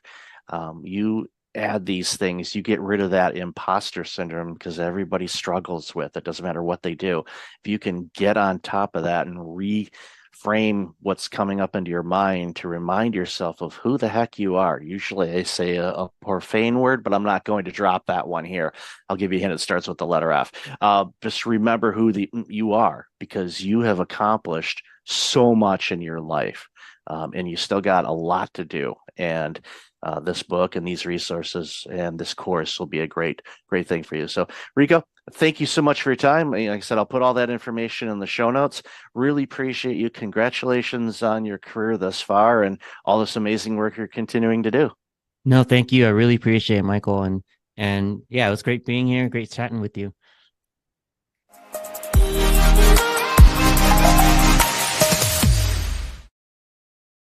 Hey everyone, welcome back to Founder Story. I had already had a great conversation with Michael D. Levitt, but he's the Chief Burnout Officer, Global Thought Leader. He's talking about HR, burnout, workplace culture. These are things that we've gone through for decades, but since COVID, it's become really prevalent. I know I've dealt with it. My friends have dealt with it, whether you're a founder, whether you're in corporate. And he's also the top global podcast for thought leadership. But Michael, welcome to the show. Great to be with you today, Daniel. So why did you launch Breakfast Leadership Network? And why are you so passionate about helping people with burnout? I had my own personal burnout journey back in 2009, where over a period of 369 days, so just over a year, I had a heart attack that should have killed me. And then 17 weeks later, I lost my job during the Great Recession. and then my family car was repossessed, and then finally my home was foreclosed. All those things happened to me in about a year, and all those things happened to me because I was burned out. I was making mistakes at work. I wasn't taking care of myself physically or mentally or spiritually. Obviously, when you lose your job, it's kind of hard to make the mortgage and car payments. Even today, it's hard to make mortgage and car payments or rent payments, even if you are working and you haven't had a cardiac event. So it's a difficult time for a lot of people. And after recovering from all of that and realizing, okay, I'm very fortunate, I don't want to ever go through that again. After I went through the exercise of understanding what happened to me and getting back on my feet, I started noticing people in my sector, and I used to work in healthcare, were going down the same path I did. And it scared me. And I thought, I can't allow this to happen. So I started talking with people, started writing blog articles about it. And then in a conversation with a trusted colleague, he said, you've got some consulting experience. Why don't you start doing some consulting on this? And I did. And then that led to keynote talking, to launching the podcast in 2017, to writing books about burnout, my own personal burnout journey, and created Breakfast Leadership because I was working mostly originally with C-suite executives, and the best time to get a hold of those people early in the morning before they get into the trenches, because once they're in the trenches, good luck. You're not going to get their attention. They're too focused on doing what they're doing. And if you start off the day the right way with some techniques on how to mitigate your stress so it doesn't become prolonged stress, you're going to have a good fighting chance of beating burnout. So it sounds like you've been helping people for many years with burnout. So you've seen the changes going from pre-pandemic, during the pandemic to now. What are some of those changes that you've seen? And is it different? Is it different if it's a founder or person working in the company or an executive? There's different variations of how it impacts, but burnout doesn't really care what type of job you're doing. The World Health Organization, who we've heard from over the last few years, prior to the pandemic, actually issued an ICD code, which is a disease code, for workplace burnout. They didn't classify burnout as a disease, but they called it a workplace phenomenon. And their definition basically says it happens when you have prolonged stress and you're overwhelmed with life and you can't keep up with the demands of life. And if you go into a room of 100 people, I'm going to guess 90 to 95% of the people are going to raise their hand saying, yeah, I'm experiencing that, or I've experienced that recently. And prior to the pandemic, because I started the organization before that, there was a lot of people that are burning out, but they weren't talking about it as much. And unfortunately, there's a mental health component to it, and there's still a stigma about mental health. And if you're a C-suite executive, a Fortune 500 or a publicly traded company, and the word gets out that, oh, the CEO of ABC company is burning out, what's going to happen to their stock? So you have to be really quiet on who you're talking with and who you're working with, and they're afraid to share that kind of information with anybody. So it really becomes a problem. Fast forward to the pandemic. Initially, at least during the first couple months of the pandemic, I thought, okay, I think we may have a solution here where people can take a step back and just kind of reevaluate what they do and reprioritize, because we had to. We had to figure out new ways to work remotely if we hadn't done that before. And hopefully that would break down some silos and simplify some things. And I was gravely mistaken on my assessment that I thought burnout might ease up. It was literally, burnout was a fire, and somebody decided to go to the gas station and buy barrels and barrels of fuel and just dump on the flame. And it's been horrific what we've seen over the last few years. Industries, you name it, education, healthcare, legal, grain elevator farmers, orthodontists, dentists, every industry. People are burning out at alarming rates, and it's happening faster. Health concerns are happening to younger people.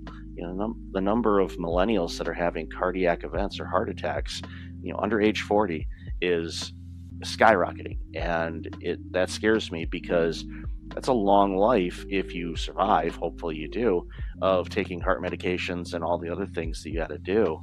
And it's like it's shortening lifespans. It's such a horrible thing. So the pandemic made it worse, and it frustrates me. And what I've been doing with organizations, and why I added the workplace culture and the environment, because it's the environment. If the environment is healthy, there's a fighting chance you're not going to burn out, because the stress will be managed. If you're not managing your stress, either with your teams or yourself as a leader or a founder, you're running the risk of burning out. Yeah, we've had someone on recently, and they were talking around like the amount of death increases from stress, and just how stress causes so many issues in our bodies. And it's like with technology, you think we'd be living longer, we'd be less stressed, but it seems like we're even more stressed now, which is, burnout and all these things. And I remember working in the corporate environment, going through the same thing. When you're trying to move up in the ranks, or when you start a company, you have to work a lot, and you have to go through a lot of stressful events, which I think lead to this burnout. So what are you seeing when it comes to people when they start companies? And obviously when you're in that startup mode, you're working a lot, you're working a ton, and that startup mode could lead for, could be a few years. What are you seeing when people start companies when it comes to burnout? Yeah, real quick, the majority of chronic diseases, and I used to work in healthcare, the majority of chronic diseases, stress is a major factor in them happening. Diabetes, hypertension, high blood pressure, all the things that we see with people that have chronic diseases, stress is a common element. And if you don't know how to manage it, it can be problematic.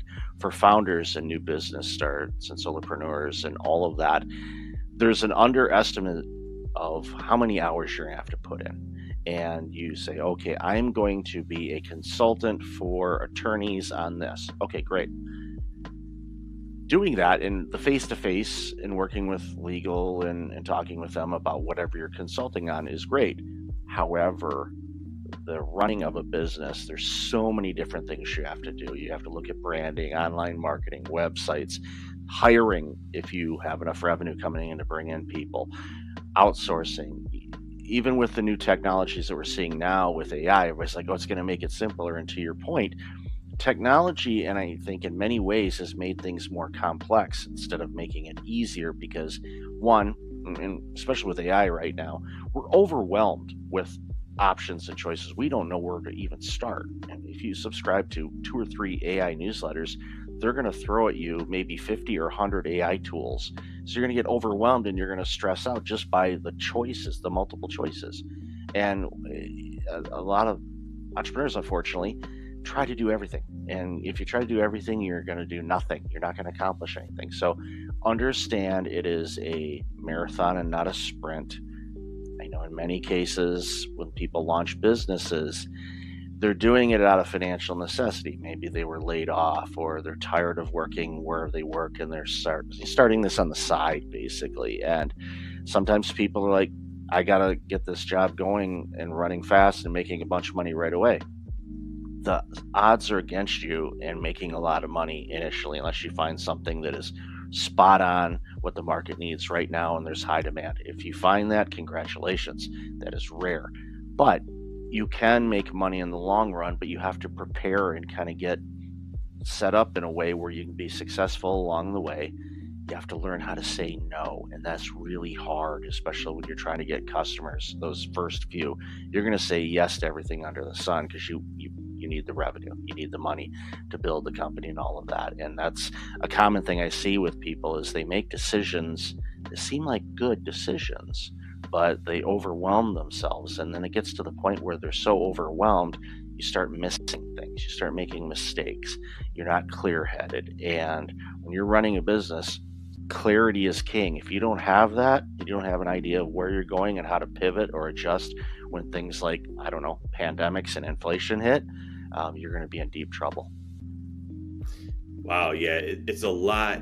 It can be, I think it's very overwhelming. Like you had just talked about, just everything is overwhelming. Like you're saying, it's advancing in technology, and then you have the economy, then you have to make money, and you have to provide for, like, there's so many things that we have to deal with internally, and working on those things can be very challenging. I think most people don't seek help. They just go through it. Right. And as you go through it, it just gets worse and worse and it builds up. So I'm glad that you are helping people. Love the show that you have. So if people want to get in touch with you, they want to listen to your show, they want to get you for keynote speaking, they want to see about your consulting, how can they do so? Best place is go to breakfastleadership.com, and up at the top there's links to all kinds of different resources. They'll even get an annoying pop-up if they want a copy of my burnout proof book. I'll email it to them, and it's a quick read, and that's intentional. I didn't want to create a Tim Ferriss Tool of Titans mammoth book because that's only consumable in chunks. I wanted people to get through the book quickly so they can quickly make adjustments so they no longer burn out, because burnout robs society of everything. It robs people, it robs families, it robs businesses, it robs all of us of great products and services. So I'm doing my part to eradicate burnout and love all the help that I can get. Well, thank you, Michael. I can tell you're all about impact, and you want to impact millions of people. I can tell, and they need it. So I hope that they go and they check it out. And thank you for being here today on Founder Story. Appreciate it. Thank you.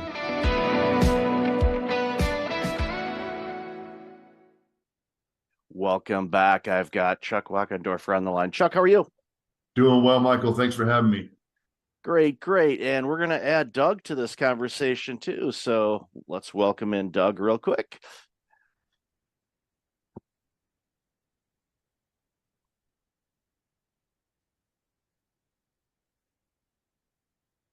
Hello, Doug. Welcome to the show. Hey, thank you. Sorry. Glad to be here. Hello, everybody. Hello, great. We just started, so perfect timing to jump into the show. So, Doug Lennox and Chuck, why don't you introduce yourselves, and then we'll dive into this conversation about this great new book you've released. Sure. My name's Chuck Wachendorfer. Doug and I are partners in a business called Think to Perform. It's a business and sports performance firm. We work with executives, athletes, business owners, doctors and nurses in surgery, the FBI, to improve decision-making under pressure. We're about 21 years old. And then he and I authored a book that we'll be talking about here today called Don't Wait for Somebody Else to Fix It. It was published April 4th by Wiley. Yep, and I'm Doug Lennox, and I, as Chuck mentioned, we've been in business together. We started Think to Perform as a 21-year-old company, and prior to us joining this company, forming this company, both of us had careers in the financial services industry. So we have executive life in financial services for what that's worth.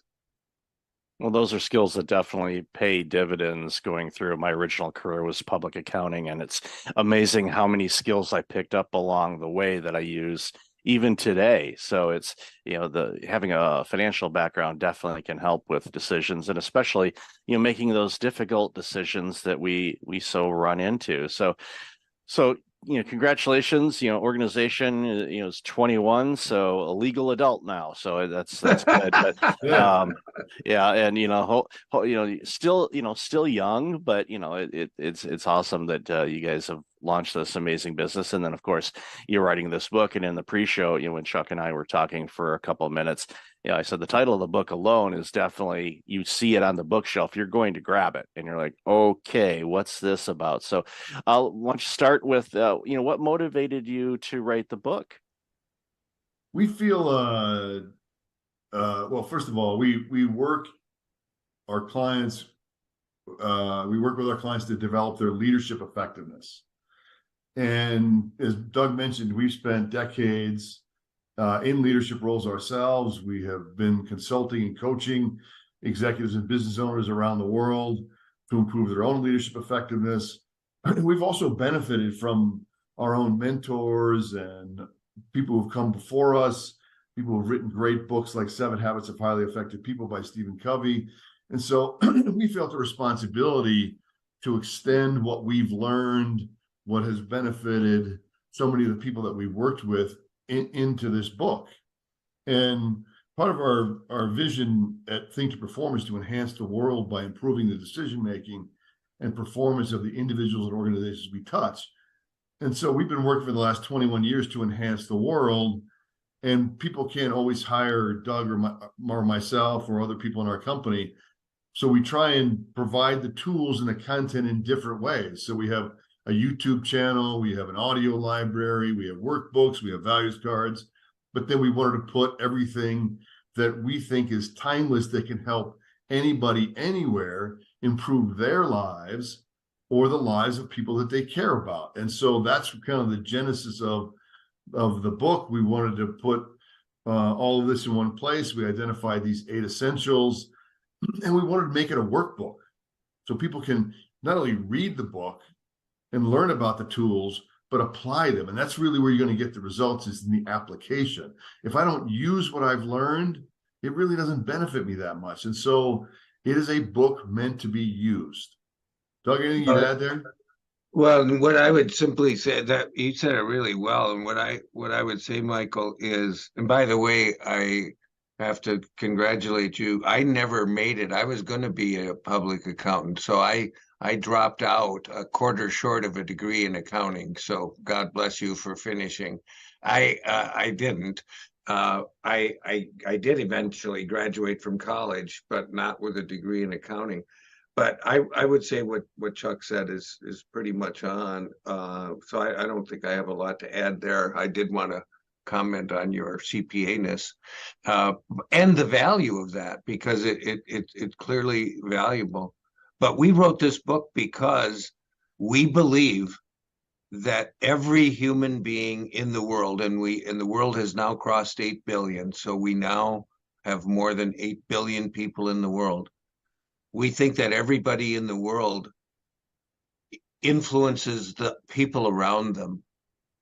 So wherever one lives in the world, unless they live literally by themselves, they are influencing people around them. And with that comes a responsibility. So we take the position that everybody is an influencer, and we label them, therefore, a leader. Leadership is that which one does to influence the behavior of others. All of us are leaders, and we're challenging ourselves as authors and our readers to not wait for someone else to do something about all the stuff that we can look around and see could use some fixing. So, and we're in a point finger world today, and we're saying it's time for reasonable people to say, hey, I'm not going to wait for somebody else to fix it. I'm going to step up and I'm going to fix it. I'm going to make a difference myself. And that's why the book is meant to be a workbook. Anybody should be able to open literally any page of the book. You can go to any page and find something. I just opened it up accidentally, came to page 117, and it says, decision making is a full-time job. If anybody just opened it up and just decided, I'm just going to read about decision making, it's a full-time job, that will be valuable. If they go into the chapter on igniting integrity and responsibility, simple little things like standing up for what's right, basic tools that people can actually use to make a difference in their lives and in the lives of the people they influence, literally immediately. And so that's what we're hoping to accomplish.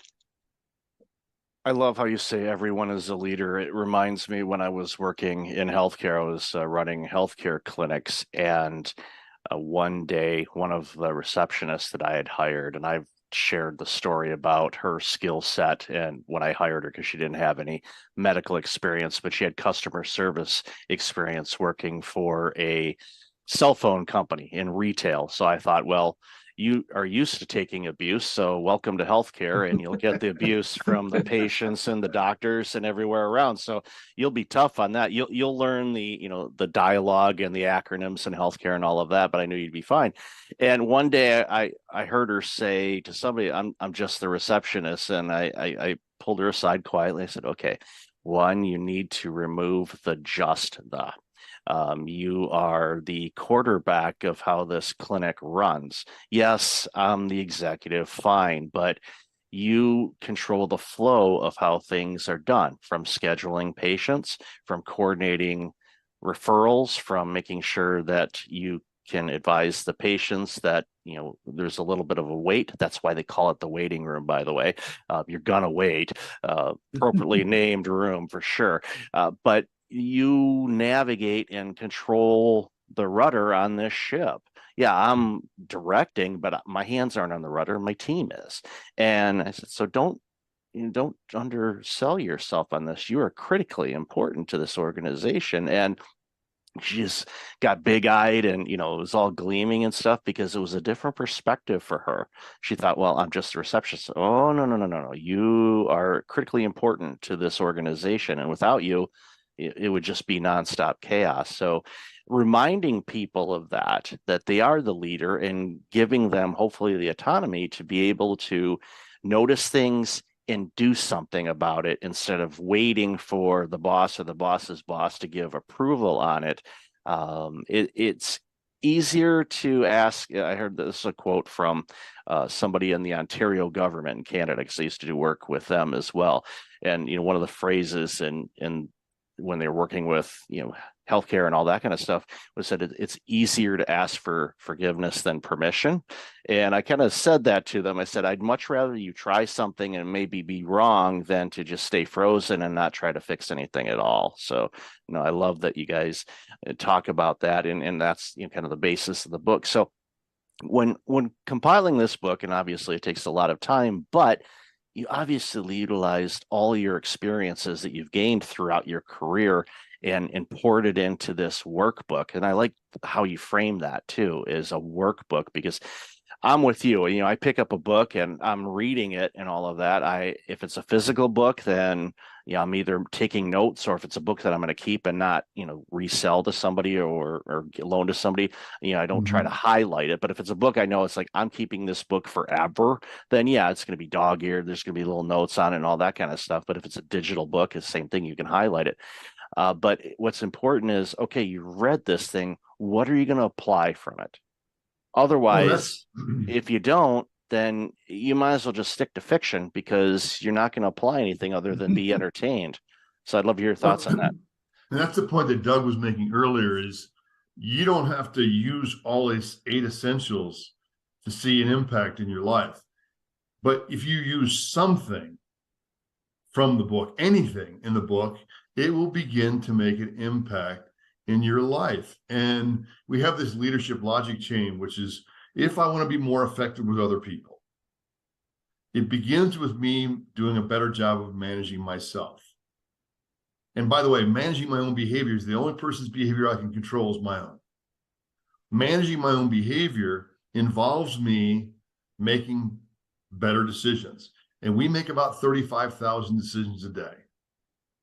Most of them we don't think about. So how I take my coffee in the morning, brushing our teeth, getting dressed, those are all decisions we make every single day that we don't give much thought about. And I don't have to make all 35,000 better, but if I made 1 or 2 better choices a day, you're talking about 4, 5, 600 better decisions a year. And that impact will take your life or your business, your family, your community in a very different direction. Making better decisions is grounded in self-awareness. So it's me paying attention to myself, my behavior. What am I thinking? What am I feeling? What am I doing? Has a big impact on how I influence other people. So it's almost counterintuitive that for me to build a better relationship with you, the person I have to pay the most attention to is me. And the thing about self-awareness is none of us is 100% self-aware 100% of the time. And so we talk about in the book how to improve self-awareness. So knowing my real self involves me paying attention to myself more often. And we talk about an exercise called the freeze. The freeze is, what am I thinking? How am I feeling? What am I doing? And sometimes what I notice is I'm not paying attention.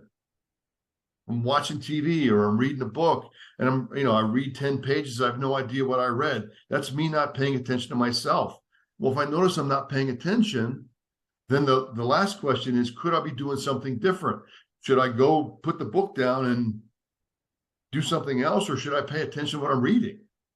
But that requires the self-awareness to make that decision. Yeah, so the bottoms up, if you take that logic chain, we go bottoms up. It's self-awareness first, and which is problematic because it's we jokingly say, but it's funny because it's true. People who lack self-awareness, of course, don't know. Because if they knew, then they would be self-aware. So it's very problematic. And so most people overestimate their level of self-awareness. And Chuck said it really well. We read a book, we read a number of pages, and then we go, oh, what did I read? We didn't realize we were reading to ourselves and not paying attention. And so this freeze game is designed to help people make paying attention to themselves a habit. And anybody, by the way, we give freeze reminders. Thousands of them go out every day. They're free. They're just little notes that we go out, a little deal, ping somebody on their email or their text, and it asks them the question, what are you thinking? How are you feeling? What are you doing? Don't judge yourself, just learn to pay attention. What will happen is the process of paying attention to yourself will result in you improving on those 35,000 decisions you make every day. You'll start making a couple of them better. You don't have to make 35,000 better. But if I pay attention to what I'm thinking and what I'm doing, and I keep asking myself, could I be doing something better? You're going to make a couple of better choices. And as a result of that, your life is going to be more fulfilled. And you will experience the joy that comes with that. There's a psychic reward. So this is an intrinsic, extrinsic kind of a experience that one gets to have. So it almost sounds too good to be true. So I want to caution people, it is true, it is simple, and it is hard. True, simple, and hard. Simple and easy are not synonyms. It's hard to develop good habits, but then once they're habits. It then becomes hard to break them. And so that's what we're trying to do, is help people develop good habits to improve their lives so that they in turn can have great relationships with everybody in their life. So it's self-awareness first, it's decision-making after that. So now that I'm self-aware, I can make some of those decisions better. And when I'm making those decisions better, I'm managing myself better. And when I'm managing myself better, I'm relating to other people better. I'm leading, I'm influencing. Everything is better. So that's the whole chain. And I appreciate, Chuck, that you brought that up. I think that's an important point for our listeners. Yeah, it's really important, and it reminds me of one of the many things that Jim Rohn said. Things like this. It's easy to do, but it's also easy not to do. And I think that's when people are frozen, not the freeze. And I love that you send out those reminders to people. It's kind of like touch point. Where are you? What's going on? How you feeling? What's your energy level like? What are you doing? What are you focusing on? And I too, I'll be in a book and I'll read 2 or 3 pages and I'm like, okay, what did I just read? And it's like, well, I saw letters and they were connected to each other, but I don't remember anything. Or if I realize if I'm looking at it and all of a sudden it looks like the letters are doing a little bit of a mamba, it's like, okay, it's time to put the book down, because I'm obviously at this particular moment in time not going to retain a thing. So put it down. Go look out at the sky. Don't look at the sun. Hopefully you've been taught that, but if not, don't look at the sun, but at least look in the sky, look at the top of the trees, wherever you happen to be. Even if you're inside, you can't look outside. Focus on something just to kind of get present. And then you can go back to it, or you do something else. That's where your daily to-do list comes in, where you get to check off a couple things, and that in itself is a motivating and discipline factor. It's like, okay, I'm going to work on this. And, like Brian Tracy tells us, like, eat that frog first. It's like, okay, sometimes there are things you want to get done. And I don't want to say 100% of the time, but it's a high percentage for me. If there's something on my to-do list and I'm like, I don't want to do that, I'll wake up the next day and say, I'm doing that and I get it done. And of course, I get it done quicker than I thought it would take because I focused and disciplined myself to get it done. And all of a sudden, you're like, you feel this resilience and energy boost of, wow, that was good. I feel good about that. Okay, what's next? And you want to take on the world. And, it's again, just keeping things in check. But once you start improving your self-awareness, and I love how you guys have said this, a couple better decisions a day. That's, over 700 best or better decisions. Right. Anybody does that. Anybody, their life will be improved. Guaranteed. If you make better decisions, because that creates opportunity, clarity. I'm a huge fan of clarity because when you have clarity and you can see things, you're going to make better decisions. And from there, it's just going to improve where you work, your life, relationships, everything. Absolutely. Yeah, we were talking about this earlier, Doug and I, in an earlier session today. My life today is a product of the decisions I made yesterday. If I want my life to be different tomorrow, it begins with me making better choices today. And we have what's called a 3-bucket theory. Everything in life falls into one of 3 buckets. Bucket number 1 is what I can control. And there's only one thing in that bucket, and that's my behavior. It's my decision making. Bucket number 2 is what I can influence. And there's only 2 things in that bucket: other people and my health. And bucket number 3 is everything else, all the stuff I have no control over: the weather, traffic, the economy, stock market. Successful people focus on bucket number 1, what they can control, which is their behavior. The more we focus on bucket number 1, the more our influence grows in bucket number 2. And so we're talking about with decision making is a bucket 1 activity. And if I want my life to be different, I can't wait for somebody else to fix it. It's up to me. Like, I got to take some personal responsibility. I have to be honest with myself. One of the 8 essentials we talk about is the connection between integrity and responsibility. Integrity is telling the truth and standing up for what's right. And then responsibility is admitting my mistakes and failures. But integrity and responsibility begin at home. I got to be honest with myself and take responsibility for my own choices and where my life is today. Sometimes that's painful. Sometimes there's parts of my life I don't want to take responsibility for and are harder for me to be honest with. But if I want it to get better, it begins there. Go ahead, Doug. I'm sorry. Oh, no, I was just going to say, you mentioned the buckets, and it just reminded me this. I have a picture of this. This is a little girl's version of this. Her dad taught her the 3-bucket theory, and then she came up with this vision of it, and they actually had another artist actually do it. But bucket: in my influence, in my control, no control or influence. And she said, why would you spend any time on that at all? And so here's this little girl, she's like 6 years old. She said, why would you not just disconnect the cord? So if you look at the picture, it's the cord to the no control nor influence is totally disconnected. So here's this little 6-year-old said, why would we spend any time there, Daddy? That's beautiful.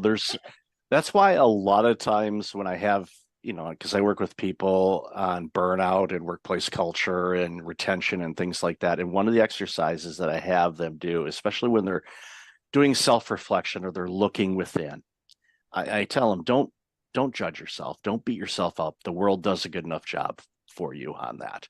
But approach things with a childlike curiosity.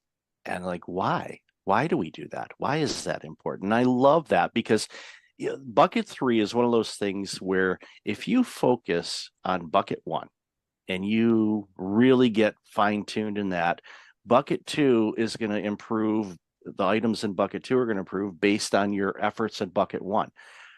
Don't even bother with bucket 3. You can't control those things. Michael Hyatt had a quote years and years ago, and I think it was during the Great Recession. And he said, I'm going to make my own economy. I'm not going to worry about the recession. I'm not going to worry about that. I'm not ignoring it, but I'm not going to pay any energy towards that. I'm going to focus on what I can do myself to improve my own personal economy, which then helps my family, helps my community, helps society by me being the best version of me. And if we all did that, can you imagine what this world would look like? It would be so dramatically better for everybody involved. You just expressed very well why we wrote the book. We're imagining the world could be better. We want to help. And it's so great to be involved with somebody like yourself who obviously wants to do the same thing.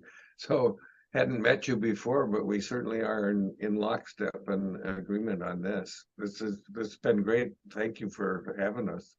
Well, and to the example that you mentioned, Michael, is imagine if everybody worked on improving their own economy. I mean, just think about that. What that impact would be on, I mean, on the world. It'd be unbelievable. And I think that's really what we're trying to, point people's attention to, is focus on what you can control. And these 8 essentials are things that you can control, and they will have a big impact on your life and those that you care about. Well, and one of the things you were talking about, Michael, as you were talking about being curious, in our the essential, the chapter on letting go of what you know, it's all about curiosity. See, what happens is a lot of times as we get older, we tend to lock in on what it is we just don't want to know anymore. We just want to say I'm done learning, I got it. I just want everybody to agree with me. Let's stop, but the reality is if we can maintain that childlike curiosity, because what we will discover, the more we learn, the more we will know we don't know.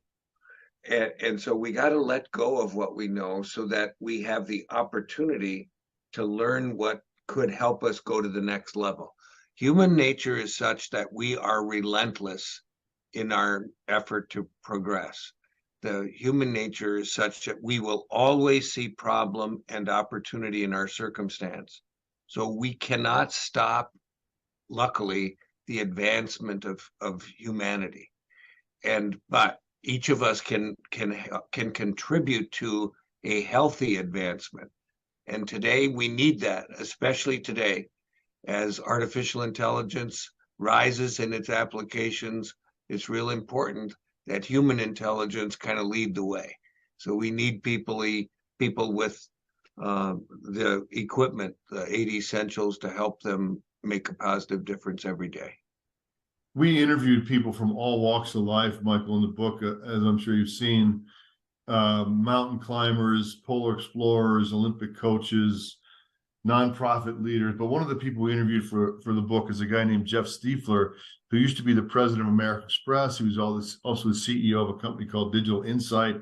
Anyway, one of his sayings is, everybody wants to be in the groove. Nobody wants to be in a rut. And wisdom is knowing the difference. In order for me to be wise, I have to be self-aware, right? I have to be able to examine myself and go, am I in a groove or am I in a rut? Is this taking me to my life where I want it to go? Am I taking responsibility for those choices? That enables me to be wise, but I can't be wise unless I'm self-aware. It's so important. And I love that quote. It's definitely something that I will, add to my repertoire as well. And in closing, before, I have share where people can find you in the book, when we were talking about artificial intelligence, for some reason, this quote came in mind, and this is an old quote. It's from John Dvorak. He's, a tech writer. I'm assuming he's still writing, because I don't usually read the tech magazines as much as I did when I was younger, but he had a quote when AI was first starting to be bounced around, even, a couple decades ago. He says, yeah, this AI stuff is great, but I'm still holding out for artificial common sense. But we're still waiting, John. We're still waiting. Mark Twain says the only problem with common sense is it's not very common. Nope, not at all. Not at all. So I've loved this conversation, gentlemen. Where can people find out more about you and this amazing book? The book itself, you can get anywhere, Barnes & Noble, Amazon.com, Porchlight Books. It's available. Our website is think, the number 2, Perform, all one word, thinktoperform.com. You can buy it there. You can also go to the website and do our values exercise for free. Get a virtual card deck. You can follow Doug and I on LinkedIn, on X. What else am I missing, Doug? Yeah, you caught X. I was like, wow, I'm still tweeting. And you're actually, you're cutting edge. You know, the other thing is Doug's going to be giving a speech in Barcelona for the consortium on research and for emotional consortium for research on emotional intelligence in organizations on the impact of moral intelligence and emotional intelligence as it compares to AI. You mentioned AI, Michael. And then I've got a TED Talk coming up October 7th in Montreal. So you'll be able to catch some of that, either one of those places, if you don't buy the book. That's awesome. And I'll definitely have all that in the show notes. So really appreciate both of you. Thank you again so much for your time today. Really appreciate this amazing work and keep at it. The world needs you too. So thank you so much for your time today. Really appreciate it. Thank Our you, pleasure, Michael. Thanks for having us. Welcome back. I've got Erica Ziegelman on the line. Erica, how have you been? Hi, I've been all right. I'm so glad to be here. Thanks for having me, Mike. Been looking forward to this conversation for quite a bit. So, we interacted on I forget what platform it was, Lunch Club. Oh, that's right, Lunch Club. That's right, and realized, both have San Diego ties and all of that, but we're not originally from that area. So, why don't you share a little bit about you, and then we'll dive into the conversation. Yeah.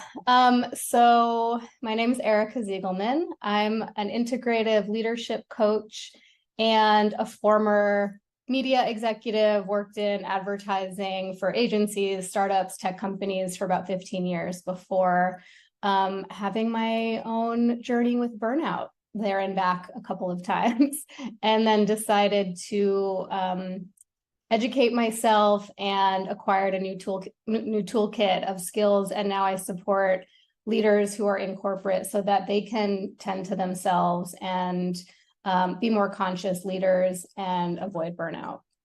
So we clearly had a lot to geek out on together. Oh, absolutely. And one of the things that always comes to mind too, when I think about people that are working in the corporate space that are dealing with burnout and all of that, there's many of us that have left corporate, quote unquote, and went on our own or doing something else, maybe a nonprofit or who knows. But the key thing to remember is we can't have everybody leave corporate because of burnout, because then there won't be any corporate. Exactly. So we have to approach this from a different vantage point, with the goal, of course, is to make those important people in every layer of the corporate entities healthy and productive, and actually reaping the benefits of their work and enjoying what they do again. And there's a lot of people that do. And it's not, we don't want to paint this picture where 100% of people are burned out. We're not there yet. And I certainly hope we never do get there. But depending on the industry and depending on the role, the numbers are higher than other areas. And it's alarming because you know what burnout tastes like. I know what it tastes like.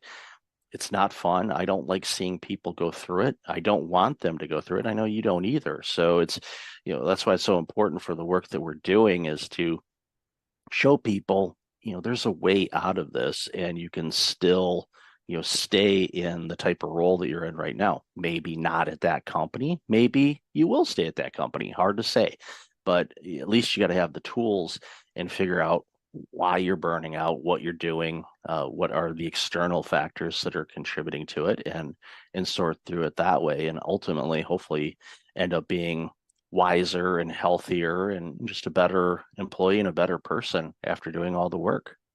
Yeah, couldn't agree more. And I think with my personal experience and my journey, I had to go through my own personal healing and really acknowledging what was happening. It took someone else to tell me these feelings that you're having and this pure fatigue and exhaustion, all these things are symptoms of burnout. And I didn't even realize. So it was like my own aha moment. And and then my own journey. And then at this time, I was still in corporate, managing client services function at a very large tech company. And I realized I had an opportunity from within to shift how I was showing up and to give permission and model for my team, how to work and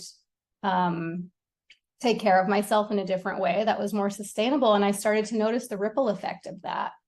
And ultimately, I decided to remove myself from the corporate environment, but I reach back in now from, with an outside perspective to help educate and uplift and transform those leaders so that they can have a ripple effect. And that's really where I see the impact. When we start with the leaders, they are modeling it for the generations, the rising leaders that will follow them. And we can have that be a toxic model, or we can have it be a healthy, sustainable model. We just need to teach them and guide them how.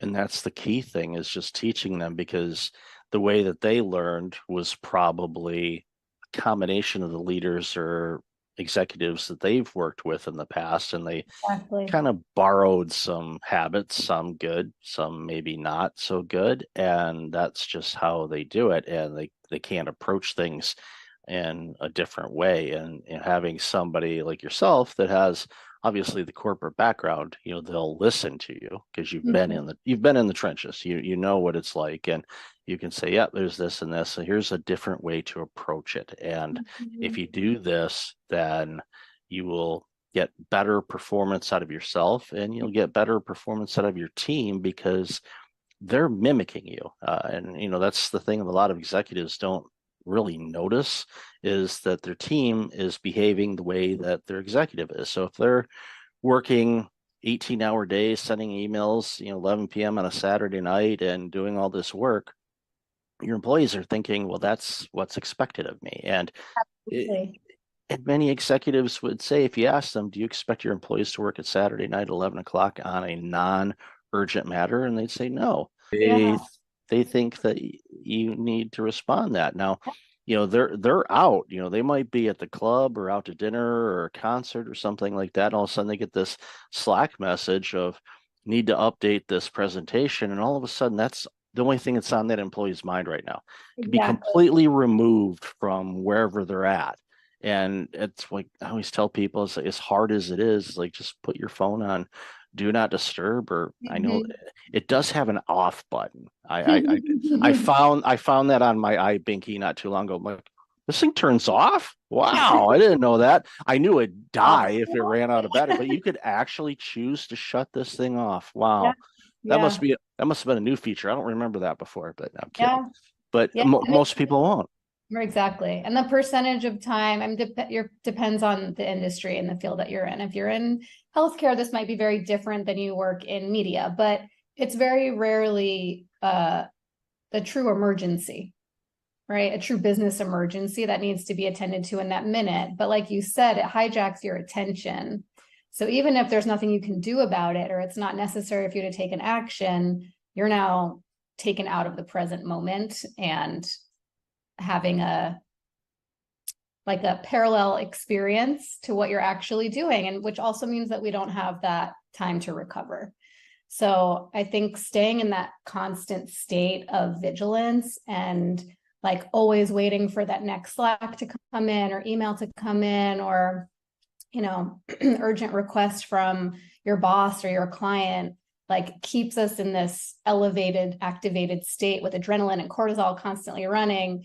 And then when you have time off, you can't really unplug. We're addicted to that. So I know I'm preaching to the choir, but that's what happens. And if leaders aren't aware that they're contributing to that, that's a huge opportunity to inform them and to shift these behaviors from the top down.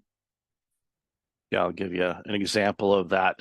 I called it, I actually published an article not too long ago on my blog about addiction to email, basically. And what I purposely did, not with your email, but with most of the emails that I get, I set up a separate email account if it's a newsletter or it's a lead magnet or something like that. So I have everything driven to that email address. So that way it kind of keeps my business email account relatively clean, other than just business inquiries and, client work and things like that.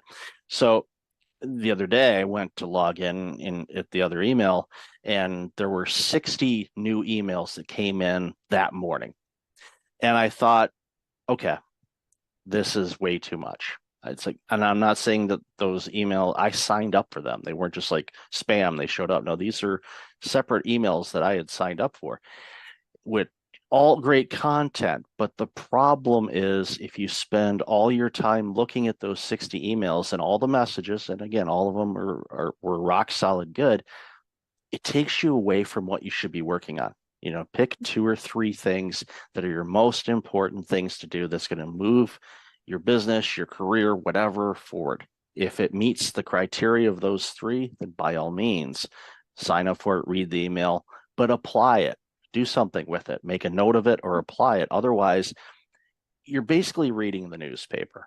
And it's, again, not knocking anybody that has, I sent out emails too, but what I ended up doing is like, you know what, this is too distracting to me. So I had a choice, either delete the email account or just unsubscribe. And I went through and just unsubscribed pretty much all of them. And and if anybody's listening and I'm, you got my unsubscribe, it's nothing personal. It's just it was taking too much time away. So now my inbox, it's a lot, a lot less emails are coming in. It's business specific mostly and all of that. So I'm finding that, thing you just talked about. It's like, wait a minute, I didn't get a message. Oh, gotta go check my message. Gotta go check my. So it's something that I found myself guilty of, and I talk about it too. It's like, come on, my brother gave me the phone nickname of iBinky because I was always on it like a baby with a pacifier. Yeah. I'm sure Apple has that trademarked. If they don't, they should. Or somebody else can do it and then make a few $1 million off of Apple. They get royalties. Yeah, they have it. But they would probably win in court because it's so close, and Apple has more legal power than most of us do if we all combine our money together. But another story for another day.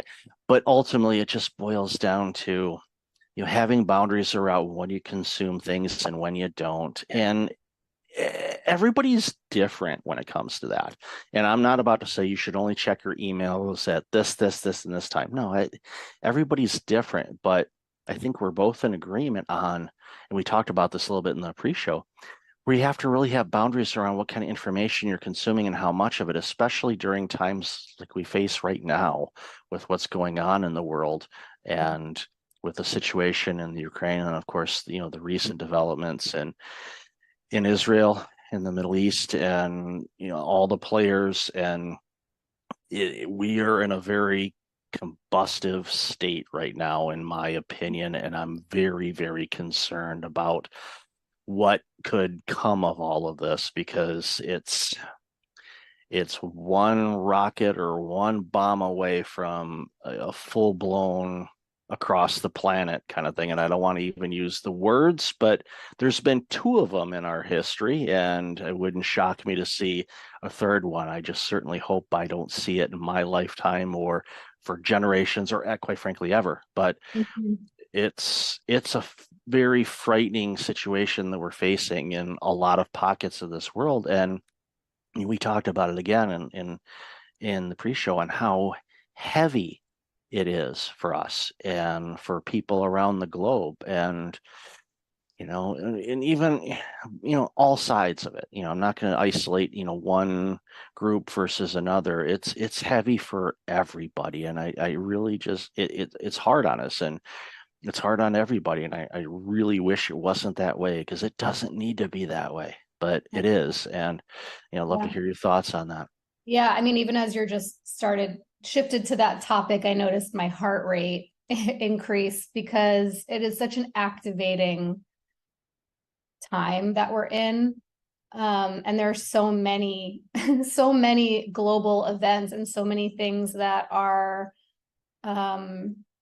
overstimulating, that, whether it's visuals of horrific violence or climate disaster, like all of these things that like we're seeing happen in real time. And we talked about this in the pre-show too. I think the difference now is that with social media and just being globally connected, we see everything happening in real time.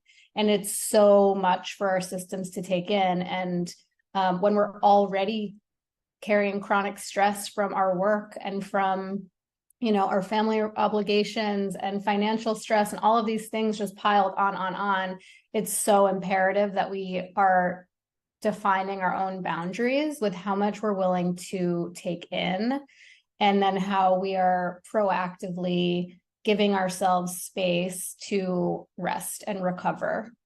And really, like let us down regulate our nervous system response, because staying in this constantly activated state is a surefire, like fast track to burnout. And so I'm, noticing for myself what those boundaries need to be. And I was talking about just taking social media off my phone, because the thing with social media is I might go because I want to like soothe myself with like a kitten video, but you don't get to choose what you're served. So you might see something that you do not want to see, and you're kind of bombarded by that image. And before you even have a chance to scroll past it, like it's too late. You've already seen it and you can't unsee it. So yeah, I think this is a really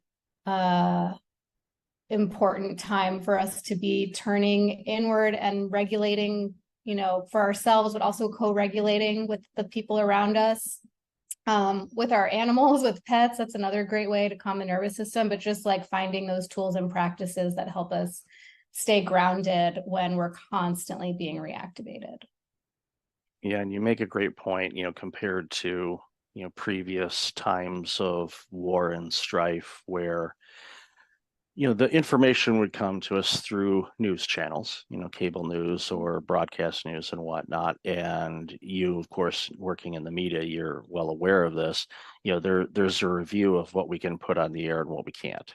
And sometimes they'll say, there's a warning, this is pretty graphic, but there's certain things that they will not put on.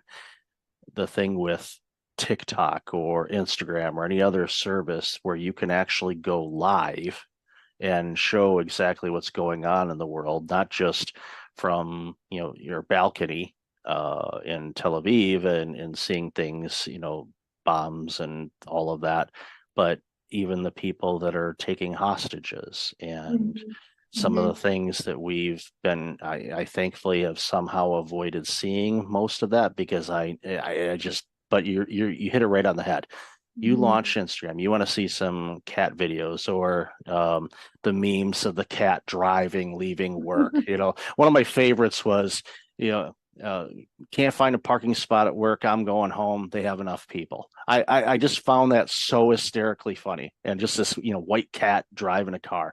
It's comical, and we need that type of silly humor in these really heavy times. But unfortunately, you launch it's kind of like a social media roulette. You're like, what am I going to get here? And it could be something, again, depending on who you follow, and it gets to the point where it's like, okay, do I unfollow everything? But you have to understand, the algorithms on these things, they will feed you content that you may have liked or looked at before.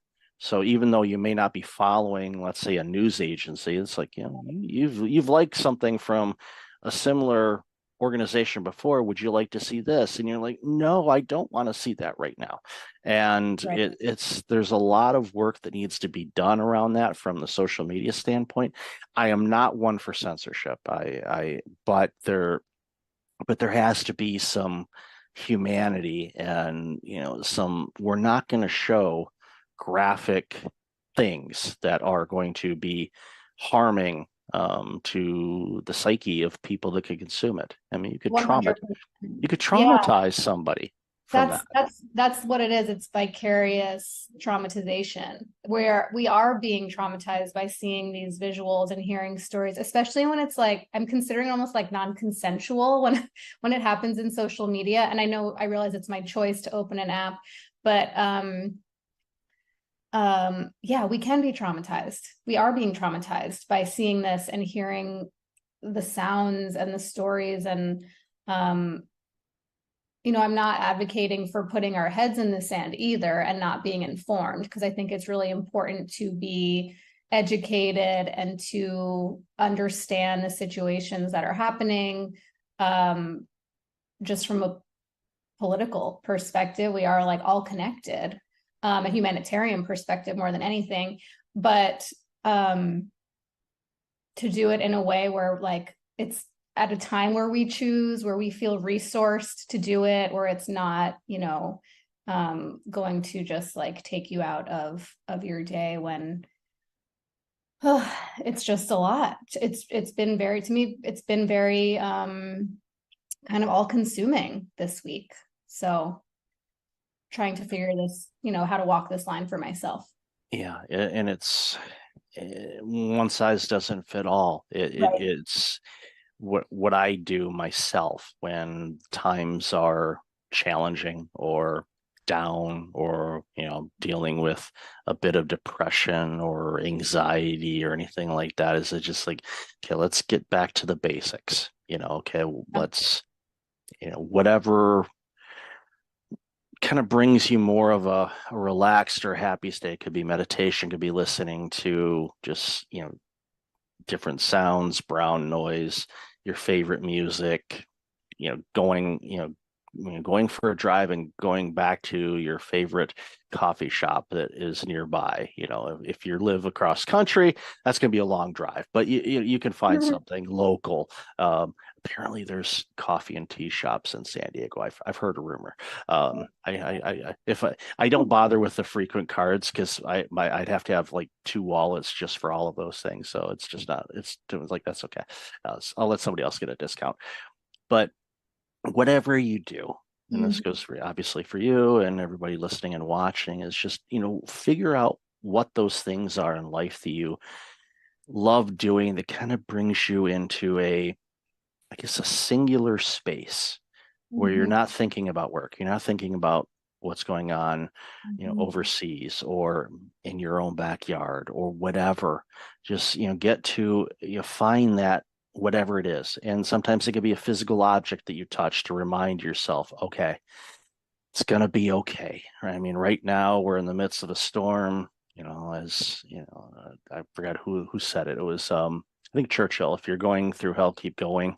You know, a lot of people have said that, you know, don't stop, just keep going, you know, through it, get through the storm and you'll be fine. You know, in situations like what we're seeing right now, there's so many of us that feel powerless, but I think I want to flip the switch on that and saying, if you take care of yourself and you protect your energy and you protect your well-being and you get to a happy, loving state of yourself, making sure that you truly love yourself and you're taking care of yourself the best that you can, that emits an energy that people recognize, and hopefully they will pick up on it and they will do the same thing. So we can get to more of a harmonious state, because we are one, you know, one planet. Yes, there's these borders that were man-made, and a variety of other factors involved. I don't want to simplify things. It's complex, you know, especially, you know, since, you know, some of these battles and things like that have been going on for a very, very long time. And it's to the point where I often say, do they even remember what they're fighting about? It's, you know, again, that's a simplification of the dynamics of everything that's going on over in Israel and Palestine, the Gaza Strip, and all of that. But it shouldn't require harming people. It should, let's talk about it. Let's figure out, because come on, people shouldn't be dying about this, but they are. And you know, it's tough. But again, going back to, you know, what we talked about originally, these type of things, you know, can cause prolonged stress, which prolonged stress turns into burnout. So you have to be really careful about this. And I love what you said, don't put your head in the sand, but you have to have some regulation and some boundaries around what you consume and how much you consume. You know, I think back to my parents, you know, my dad passed a few years ago, but they'd put on the news, 3 o'clock, 4 o'clock, and that thing would run until 7 o'clock. So they were constantly getting gaslit with all the negativity that's going on in the world. Didn't matter which flavor of the news they were watching. It's got, unfortunately, there's a lot of negative things that the news agencies highlight because that's what gets ratings, unfortunately. Yeah, fear. Yeah, it's a lot of fear. And I mean, rightly justified right now, but I wanted to just go back to something that you said about like finding those resourcing activities, meditation or being out in nature or taking a walk or talking to a friend. I think it's really important that we identify where these sources of safety are that really calm our systems, that help us come back to a sense of connection to ourselves, but also, I think most importantly, to other people. It's really important that we're checking in with each other, with our friends, our family, our loved ones, our colleagues, because everyone's experiencing this time in a different way, but it's pretty hard to not be affected by it. And so I think, just being really mindful of like, we're having our own personal experiences, but the people around us are as well. And so we have an opportunity to, as we've been talking about, like set an example of how to stay connected and how to stay present and how to take care of ourselves and each other. And that can look differently for everyone, but it's really whatever makes you feel safe and calm and connected, I would say, are like really the three main things. And that applies to working in corporate as well. Yes. Yeah. We talked about a lot of, real life, real heavy stuff here, but it's kind of going back to what I said a moment ago. It's like sometimes you just go back to the basics, start at okay, let's start clean slate. Don't throw everything out, but just like, okay, we're gonna go in a different room that isn't used. Okay, let's kind of map this out. Let's start here and add the things we need to. It's kind of like the junk drawer in a way. And it's probably not a great analogy, but we all have those, where there's a box or a drawer that's just filled with, I'll save this for later kind of thing. And you look at it and it's just like, what in the world? I don't even know what this thing is. But eventually it's good to kind of clear that out, start with a fresh slate, and you find things, I've been looking for that, or I don't need that anymore. And then a week later you realize, oh yeah, you did. But you can order it online anymore. Life is easier now when it comes to things like that. Yeah, well, they'll sell you that little handle for your bread maker. What's that? We don't need this. Oops, yeah. Guess we can't make bread now. But at the end of the day, it's just a reminder for all of us we have to take care of ourselves before we can take care of anybody else. And when we do that, and we find, and it takes time, because especially when, and this, when people are burned out, they've kind of forgotten how to take care of themselves. And getting back to the basics of like, okay, what does taking care of yourself look like?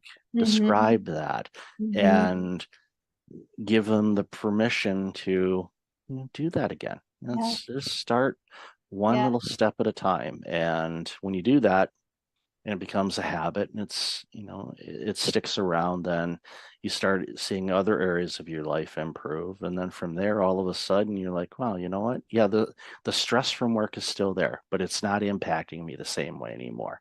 And I'm clearer now on what I need to do and what I don't. And it turns around leaders, which turns around teams, which turns around groups and companies. And it's so simple to do, but it's really hard for people to do. And I think that's where we come in and we say, look, you can do this. You just got to approach it, a little bit differently than you have in the past. And you'll see big returns just by getting real crystal clear on what you want to do and what you don't. Exactly. So well said. I think, I've found that often the people who experience burnout are the ones who consider themselves to be helpers and to have really big hearts and to want to make sure that everyone else is taken care of, right? So as a leader, you put your team first, you put the business first, you put your clients first, and then you put your family and your friends first. And but before you know it, we have finite time, energy, and resources, and we ourselves are at the bottom. of the list, and then we run out of juice to serve anybody else. So yeah, this isn't about like us doing anything wrong, but it's about turning some of that love and care and tending towards ourselves first, so that we can then continue to serve, right? To do it in a sustainable way, and continue to take care of our people. You identify as a reformed people pleaser. Yeah, same. There's a book, you're probably familiar with it. If not, definitely pick it up. It's called Disease to Please. It was by Harriet Breaker. It came out in 2000, I believe. And every couple years, it's my holiday present to myself to read that book again. It's got 21 days of exercises in it. It identifies all types of people pleasing. I thought I was a certain type of people pleaser, but after reading the book, I realized I was something else. And it was an aha moment for me when I finished that book, and it alarmed me and it also gave me insights as to why, one of the components why I burned out, because I was putting everybody else before me. I was like, I wouldn't delegate because they got too much work to do. I'll just go ahead and do it. And yeah. So if you don't take care of yourself first, you're not going to take care of anybody. So, and when you do take care of people, they're getting a much better version of you. And that's one of those hurdles that a lot of people have to get over. Once they figure that out, they go, wow, I'm actually the best I can be. So I can be the best when I do give. So it's I think it's also modeling how to take care of ourselves. Like when, we sometimes think, oh, I need to demonstrate to my team how to work hard and how to deliver results. And of course that's important, but there's one of the most impactful things that I saw an old manager of mine do, and this was probably 12 years into my career, and was the first time I saw a manager take all of her paid time off during the year. Didn't roll over days. She used all of her time. She went to every one of her kids' recitals and school conferences, and she showed up for her personal life in a way I had never seen modeled before. And then it gave me permission to use my paid time off, and to recharge. That's why we have it. But I hadn't seen it before because I had only had the example of managers who are like, oh, I work through my vacations and I only take 2 weekends off a year. And like, there was some badge of honor in that. And I had to see it modeled in my own leader to realize like, oh, wow, that empowers me to do the same. And when I do it, it empowers my team to do the same. And this is how we prevent burnout. So, yeah. Yeah, I had that badge of honor. Then it was turned into a badge of stents in my left anterior descending artery. So I don't want to do that again. No. That was not fun. No. But at the end of the day, it's important for us to take care of ourselves, because when we do that, we're actually taking care of others as well. So, Erica, I've loved this conversation. We could talk for hours, you know that. But where can people find out more about you and all this amazing work you're doing? Yeah. Well, you can follow me on LinkedIn or Instagram once I go back on there. I am on LinkedIn regularly at Erica Ziegelman, or my website, ericaziegelman.com. I would love to connect with any listeners or viewers of the show. I offer one-on-one coaching and group coaching and work with corporate teams on conscious leadership, burnout prevention, all the topics we talked about. And yeah, it's been such a pleasure, and love, being able to share our experience and empower others with this knowledge. No, thank you. And I'll definitely have all that information in the show notes. So Erica, always good to talk with you. Thank you so much for your time today. Really appreciate it. Likewise. Thank you so much. Welcome back. I've got John Rossman on the line. John, how are you? Doing great, Michael. Nice to see you. Likewise. You've got a really creative and interesting career. So for those that aren't aware of your background, why don't you share a little bit about you, and then we'll dive into this conversation. Yeah, so my John Rossman, and I'm an author. I've written 3 books and have a 4th one coming out early next year. But I'm really a problem solver. I'm a strategist, and I work with my clients on kind of solving the really hard problems in their business, like how do we compete? How do we create distinctive value propositions?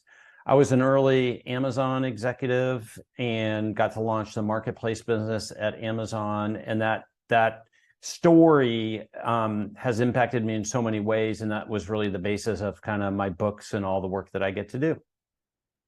Yeah, that was a pretty big deal, from just starting off and selling books, and then all of a sudden the marketplace now everybody has those boxes in their houses because, well, they've ordered so much. And of course, we all know what happened during the pandemic as well, but it's been an organization that has done extremely well. So, what were those early days like? I just, well, they weren't the successes that you were referencing. And I think that's what people forget. So I was at Amazon early 2002 through 2005, so 4 years. I got to launch the marketplace business. So that's the business, third party selling at Amazon.com. And that's almost 60% of all units shipped and sold today.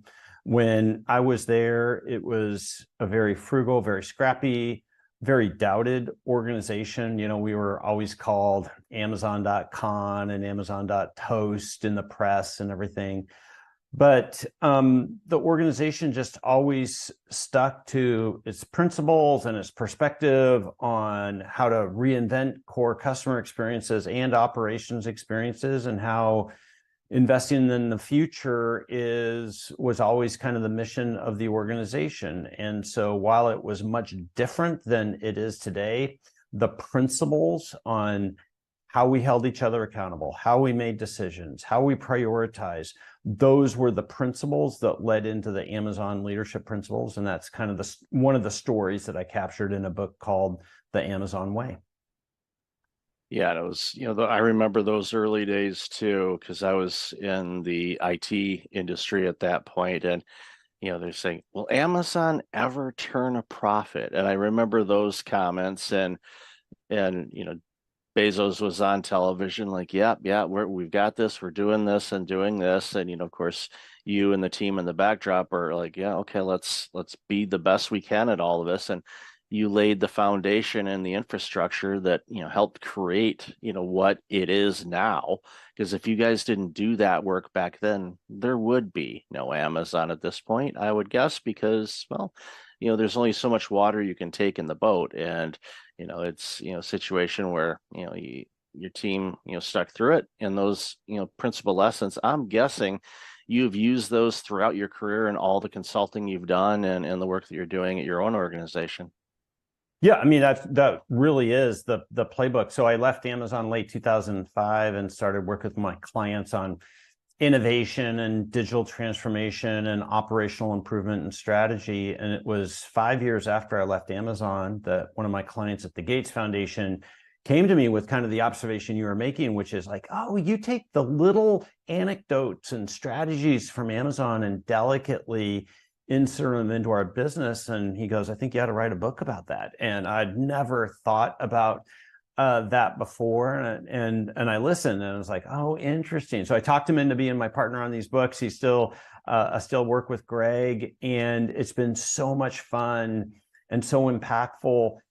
These principles and my story and my work, it's not about Amazon. It's about you and what you can learn from a company like Amazon to help both operate a better business for today, but also create the path and the innovation to creating a durable business that is competitive in the future.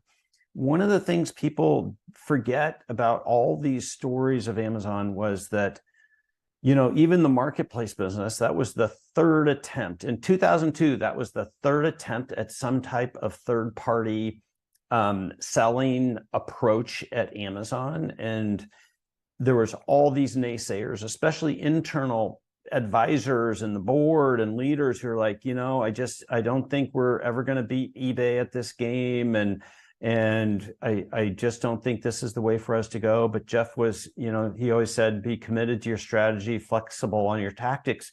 And so he realized like, hey, we have to keep innovating on this. And that fundamental lesson of understanding that true innovation always starts from a point of failure. You don't start with success. And then, most of our projects, though, we expect immediate success. And that's the way most well understood proposals and projects should work. Innovation is experimentation, and experimentation is based on, going from failure and iterating your way to success. So the key to that is, how do you do it in as cheap and fast and efficient approach as possible so that you can afford those iterations? And that's really the core work that I do with my clients and advise executives on kind of both their individual role in that, as well as the processes and the approaches that need to go into organizations. And the thing I'm completely committed, I know this for a fact, which is mid-sized companies have more opportunity to innovate and compete than big companies. And everybody likes to have their excuse. Either it's the industry or the size of company. It's like, those are excuses. Everybody can innovate.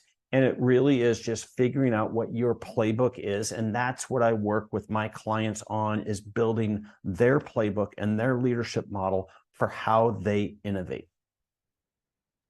That's so important. And I'm glad you said that about the mid-sized companies, because all the big companies didn't used to be big companies.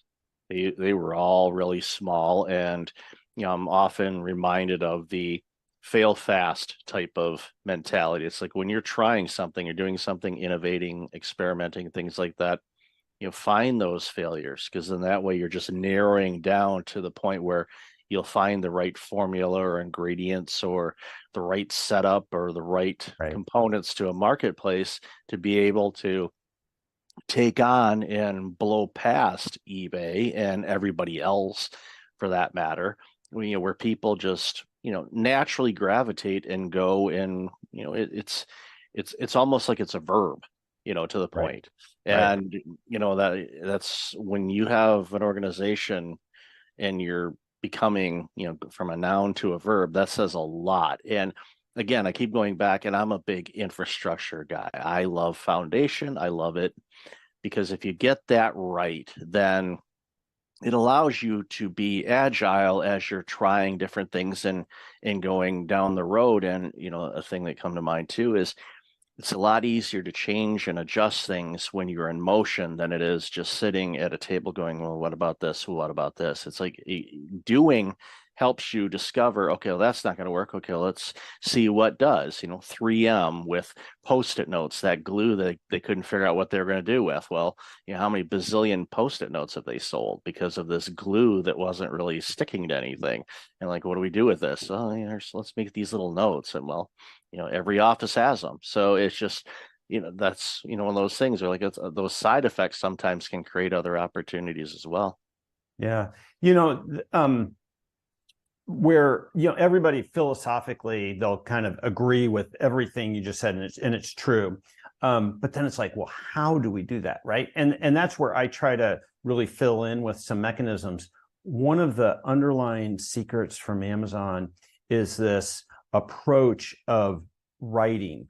And so by writing out in narratives, in a term called a future press release, and FAQs, frequently asked questions, and debating those, like, we have a concept, forcing yourself to write those things out and then debate them. That's the cheapest and best way to experiment. So that's how we afford experiments, is by being disciplined enough to actually write them out. PowerPoint or just talking about things is not refined enough for the subtle differences of, what your new product, what your new service, what your new improvement might be. And so if you can pick up these habits of writing out these concepts, it's an absolute superpower, and it scales.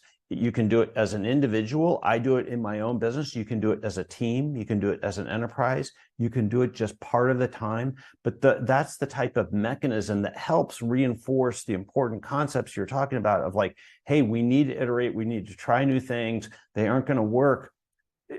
Yes. And here's how we can actually go about doing that in a fast, affordable, repetitive manner that improves not just the idea, but how we approach those ideas. And the how is where the fun stuff happens, because you can kind of get the foundation and, like you said, the philosophical ways of doing things, but it's that action and implementation. Okay, what tools do we need to do this. And, with your background and all the experiences that you've had over your career so far, there's so many things you can pull from. And, what I tell people in the work that I do in consulting and burnout prevention and all of that stuff, there's things that I bring to the table. Could have been from my accounting degree, it could have been from IT, Right. could have been from healthcare, it could have been for nonprofit, it could be in speaking.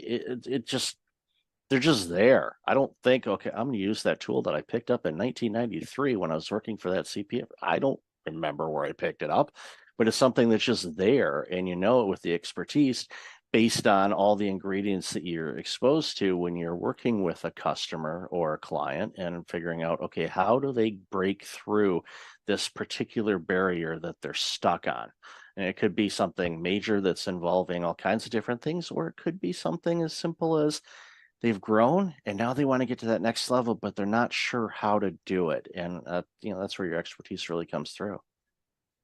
Well, I think that's, how advisors really add to their clients is by bringing a different perspective. And, you're the client 90% of the time is always the expert in their field, in their market. Well, you add value by bringing something different to it, right? Exactly. And, helps when you have either a finance background or a systems background or a strategy background, because again, when you work with different industries, I know most industries say we're so different than everybody else. And, the spoiler, it is not really. I mean, there's different things, but everybody's got a widget. It's just, what is that widget? But obviously there's different things that pop up. And there's always exemplars within that industry who have fought through those things and everything, right? Like I do some business with some automotive organizations, and, they still today, resist change, like, oh, it's the automotive industry, it's highly regulated, it's highly complex, and it truly is. But yet the benefit of having Tesla there is like, but it can be done. Yeah. And so it really oftentimes takes one to demonstrate, like, everything you say is true, yet we can still fundamentally either reinvent the customer experience, create a different business model, radically improve operations. With those three things, that's what innovation is. And it's those that respect those industry, traditions and regulations and deeply understand them, but can still find a way to improve customer experiences, improve business models, and improve operations. Those are going to be the winners. Yeah, I grew up in Detroit, so I know all about the auto sector and their, let me use the right word here. I don't want to say rigid. I really want to say rigid, but I'm not going to say rigid. Very traditional in a lot of their things. And Tesla came in and basically did a reinvention of the car. And the others are now catching up, and we'll see how market share and all that plays out down the road. But it kind of goes back in an ironic kind of way back to when Henry Ford was getting ready to roll out the first cars, and everybody just said, no, we want a faster horse. We don't need this buggy that's motorized. Why do we need that? And well, obviously it demonstrated a lot that we needed in order to do what we do today. It's in a world without cars would be kind of weird, but we may see that. It might be see something else. It's just evolving, but again, understanding the tradition, but also tapping into the future and what will our future look like. Well, start planting the seeds today so your future will look like the way you want it to look. Absolutely.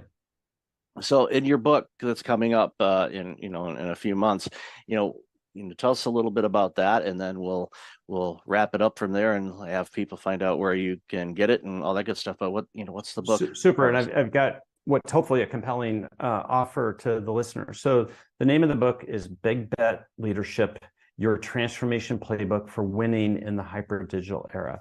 And everybody knows that, digital transformations, most strategies, most innovation programs, they have 85% or higher failure. Well, why? Right? And what do you do about it? So this book attacks the specific failure points of big bets and gives an anecdote or a technique in order to help solve for or avoid it without having to put in a whole new methodology or things like that. And I have a co-author. My co-author, Kevin McCaffrey, was my client at T-Mobile. We stood up a new business incubation practice there. We took many of the concepts from the Amazon way and Think Like Amazon, and we broadened them out and incorporated them into an organization that didn't come from that heritage. And then a bunch of other tricks to really help give a practical set of techniques to executives to help win at these major transformations. A big bet is any concept or strategy or plan that we think has the potential for really changing the trajectory of the business, but we know inherently has material risks. And our goal with the book is to help mid-sized companies be able to win at these big bets without having to hire a major management consulting and to be able to afford to do this, which is a firm belief of mine is that most innovation is going to come from mid-market companies, and they need great advisors and great tools in order to help them do this well. And that's the goal. So if you go to bigbetleadership.com, there's a form there. Fill it in. Tell me what podcast you heard this on, your Kindle email address. And when the book releases on February 27th, 2024, I'll do a drawing from this podcast, send 10 or 15 copies to listeners of the Kindle book. My only request, and it's a request, is that they write a customer review for a book. It's really vital for books. And so that's my request. It's not an obligation, but go to bigbetleadership.com, register for the book, and I'll send you a Kindle copy of it when it releases February 27th. It's awesome. And I can't wait to see this book because, again, I am a firm believer of businesses of that size are the ones that do so much innovation. They help out communities. They employ so many people and can really, change things for the better in whatever they're making, whether it's a product or a service. It just improves humanity when these companies survive and thrive. And this book is going to help them do that, especially in these ever-changing times with automation, technology, AI, you name it. There's so much going on. And so a lot of these businesses are just spinning their heads trying to figure out, what do I do? What do I do? So this book is going to provide an amazing roadmap for that. So I really appreciate you offering that, John. So where can people find out about you and all this amazing work you're doing? Yeah, so you can connect with me on LinkedIn, John Rossman, or rossmanpartners.com is my business website. I do keynote speaking, I do workshops, I do coaching and advisory, got a great team, and you can engage with us kind of everywhere from buying a book through, engagements and everything. And my goal is to really help senior leaders understand how to drive systematic change within their organizations. That'll be awesome. I'll definitely have all that in the show notes. So, John, thank you again for your time today. Really appreciate you, and congratulations again on all the books and the new one coming out. Well, thanks for inviting me to be a guest on your show, and thanks to your audience for listening. Thank you. Welcome back. I've got John Ostenson on the line. John, how are you? Hey, Michael, doing great. Yourself? I'm doing really, really well. Really been looking forward to this conversation for a bit, and because the work you do is pretty intriguing. I think pretty much all the listeners, but those that have that entrepreneurial itch are really going to find some value out of this. So why don't you share a little bit about you and the work you do, and then we'll jump into the conversation. Yeah, well, to kick it back, like so many of your listeners, spent many years in the corporate world and had a good run, but wanted to do something a little more entrepreneurial. I had that desire to step out and build my own empire instead of just someone else's. And so about 8 years ago, I had the opportunity and really stumbled into franchising. Stepped in as president of Shelf Genie, which is a large franchise system all across North America, and ran the day-to-day operations, supporting all of our owners across North America. And for me, that was the light bulb moment to this model of franchising where so many people with different backgrounds could step into a new industry for them, take some transferable skill sets with them, and be successful in building their own business. So really fell in love with it. Ended up partnering with the founder. We spun off. We've been invested in franchises ourselves on the franchisee side. So I've been and am currently on both sides of the table, but I've got good people running those businesses, and allows me now to spend probably 95% of my time helping other entrepreneurs and investors or wannabe-preneurs, right, get involved in business ownership through franchising. So love getting out there, educating. It's entirely free to work with us. We work with over 600 franchise brands and really helping individuals figure out what are those top opportunities that are available in their market that could be the right fit. I love the work because so many people that want to be entrepreneurs are, trying to figure out, okay, what do I do? What do I launch? But if there's existing businesses that already exist, so pretty much the framework, here's the business. I don't want to call it business in a box. That demeans a lot of work that goes into it, but something like, here's something, it's a template that's easy to go, and there's so many different businesses that are in the franchise world that you can be a franchisee for. You just pick the ones that aren't heavily saturated in your area, and you jump into it, launch it if you've got business sense. And most people that want to do this have at least some initial sense. And I think that's when, working with your team and all that, just kind of, roundabout way, vet them and go, okay, is this right for you? Because it's not right for everybody. But as we talked in the pre-show a little bit, you don't have to be as heavily involved as you would think, because there's a lot of people think, oh, I'm going to be spending 800 hours a day at the place and all of that. And maybe in the beginning you might, but it depends on what you're launching. But thinking about the different organizations that are franchises, I can walk out my door and probably come across 300 of them in a 10-minute walk. They're everywhere.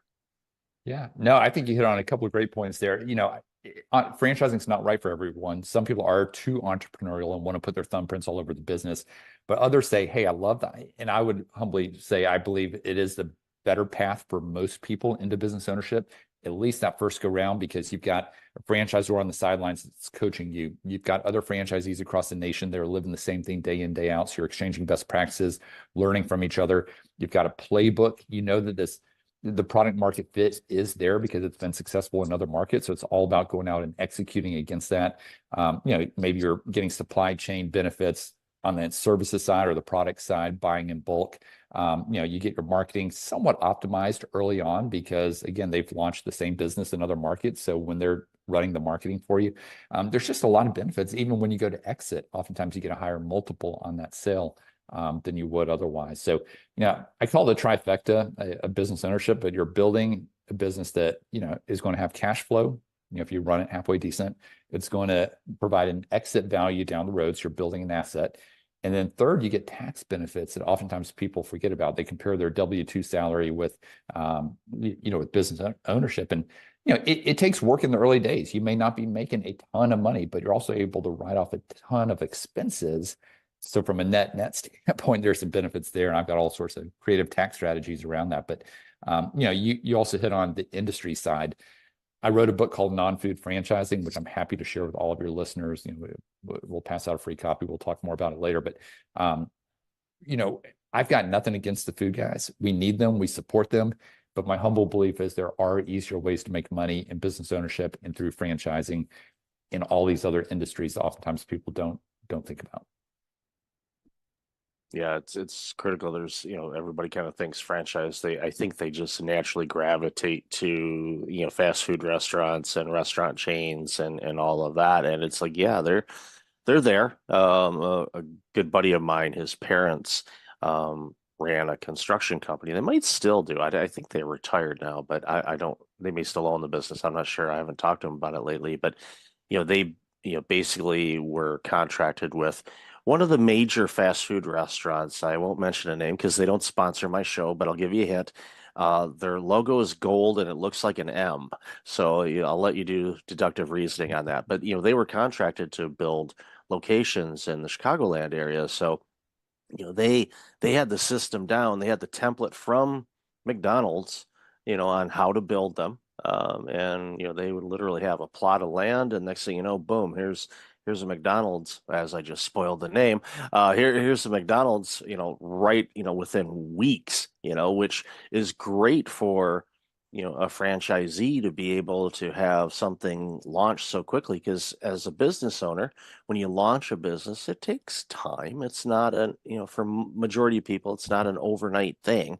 But here's something where it's something that's well established. And I think one of the big things too is name recognition.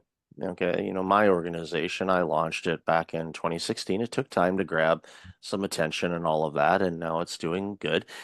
But if you're a franchisee and you open up a well-known name brand, people already know somewhat what you're about before you even open the doors, and that is a huge, huge advantage for people that are just starting a business. Yeah, and I would say oftentimes people think the brand is a big benefit, like you're saying. I would say if you're in food, if you're in hotels, two areas that we don't focus as much energy on, then brand is extremely important. What's interesting is some of the categories our clients are getting involved in, things like home and property services. Think about insulation. Insulation is a $52 billion a year business in the US.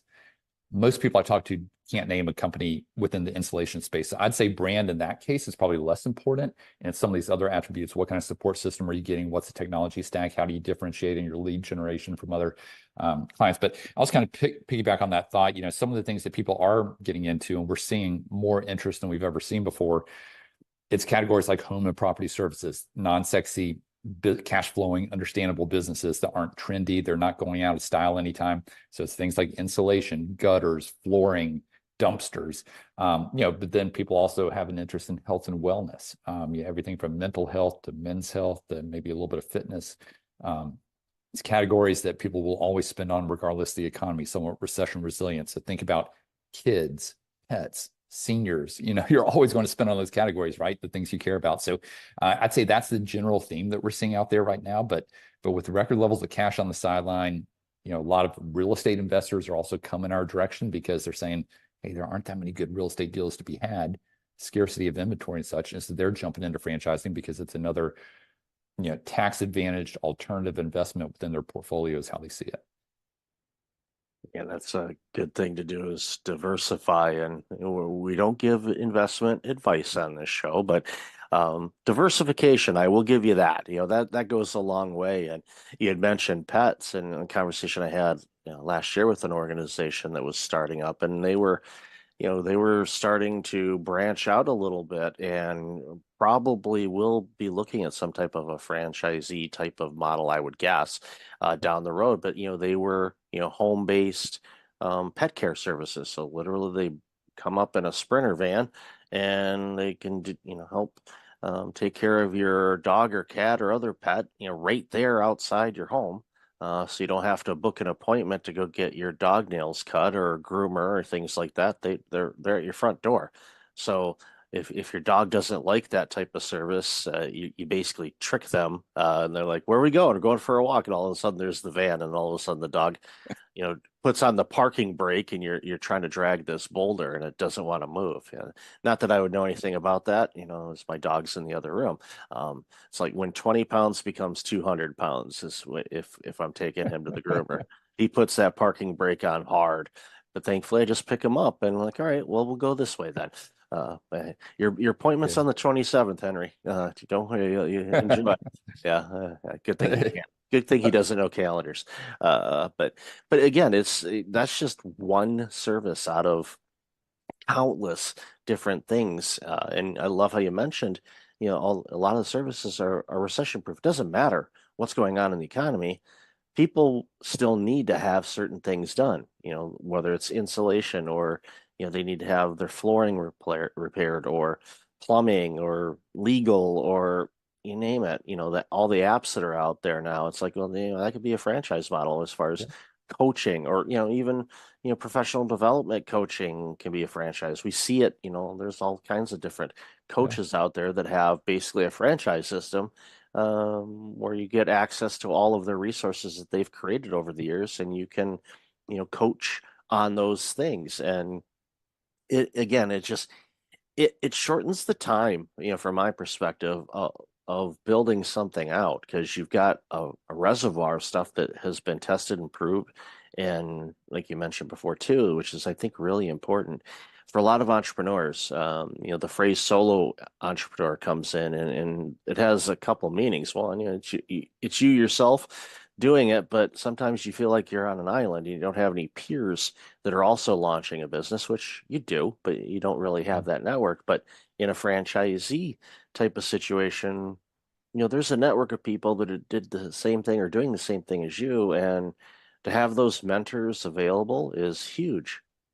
Yeah, no, definitely. It allows you, just to be cliche here, you're in business for yourself, but not by yourself. And you really are starting on third base because you're not having to reinvent the wheel. And so, that gives a lot of people comfort. And I have a lot of clients that will do what I call franchise stacking. That may be where they come back 6 to 12 months after launching their first one and buying another one. Oftentimes they'll buy multiples within that same brand, but oftentimes they're also buying additional brands that may either complement or diversify from that core business. So there's a lot of strategy that can go around this. We touched on this just slightly earlier, but I'd say about half of our clients are owner operators. They're looking to make the jump and run the business themselves, oftentimes with the eye on eventually replacing themselves and putting a manager in place and moving on to the next thing. Then about half of our clients are looking to come in as what we call semi-passive or investor model, where they would manage the manager, but put a manager in place day one. And, again, I don't want to sugarcoat it. There's still work that goes involved. It's not easy to stand up a business. But when you've got that support structure on the sidelines and you've got a franchisor that can carry a lot of that support water day in, day out in supporting your manager, it takes a lot of the burden off of you as the owner, and it makes it doable.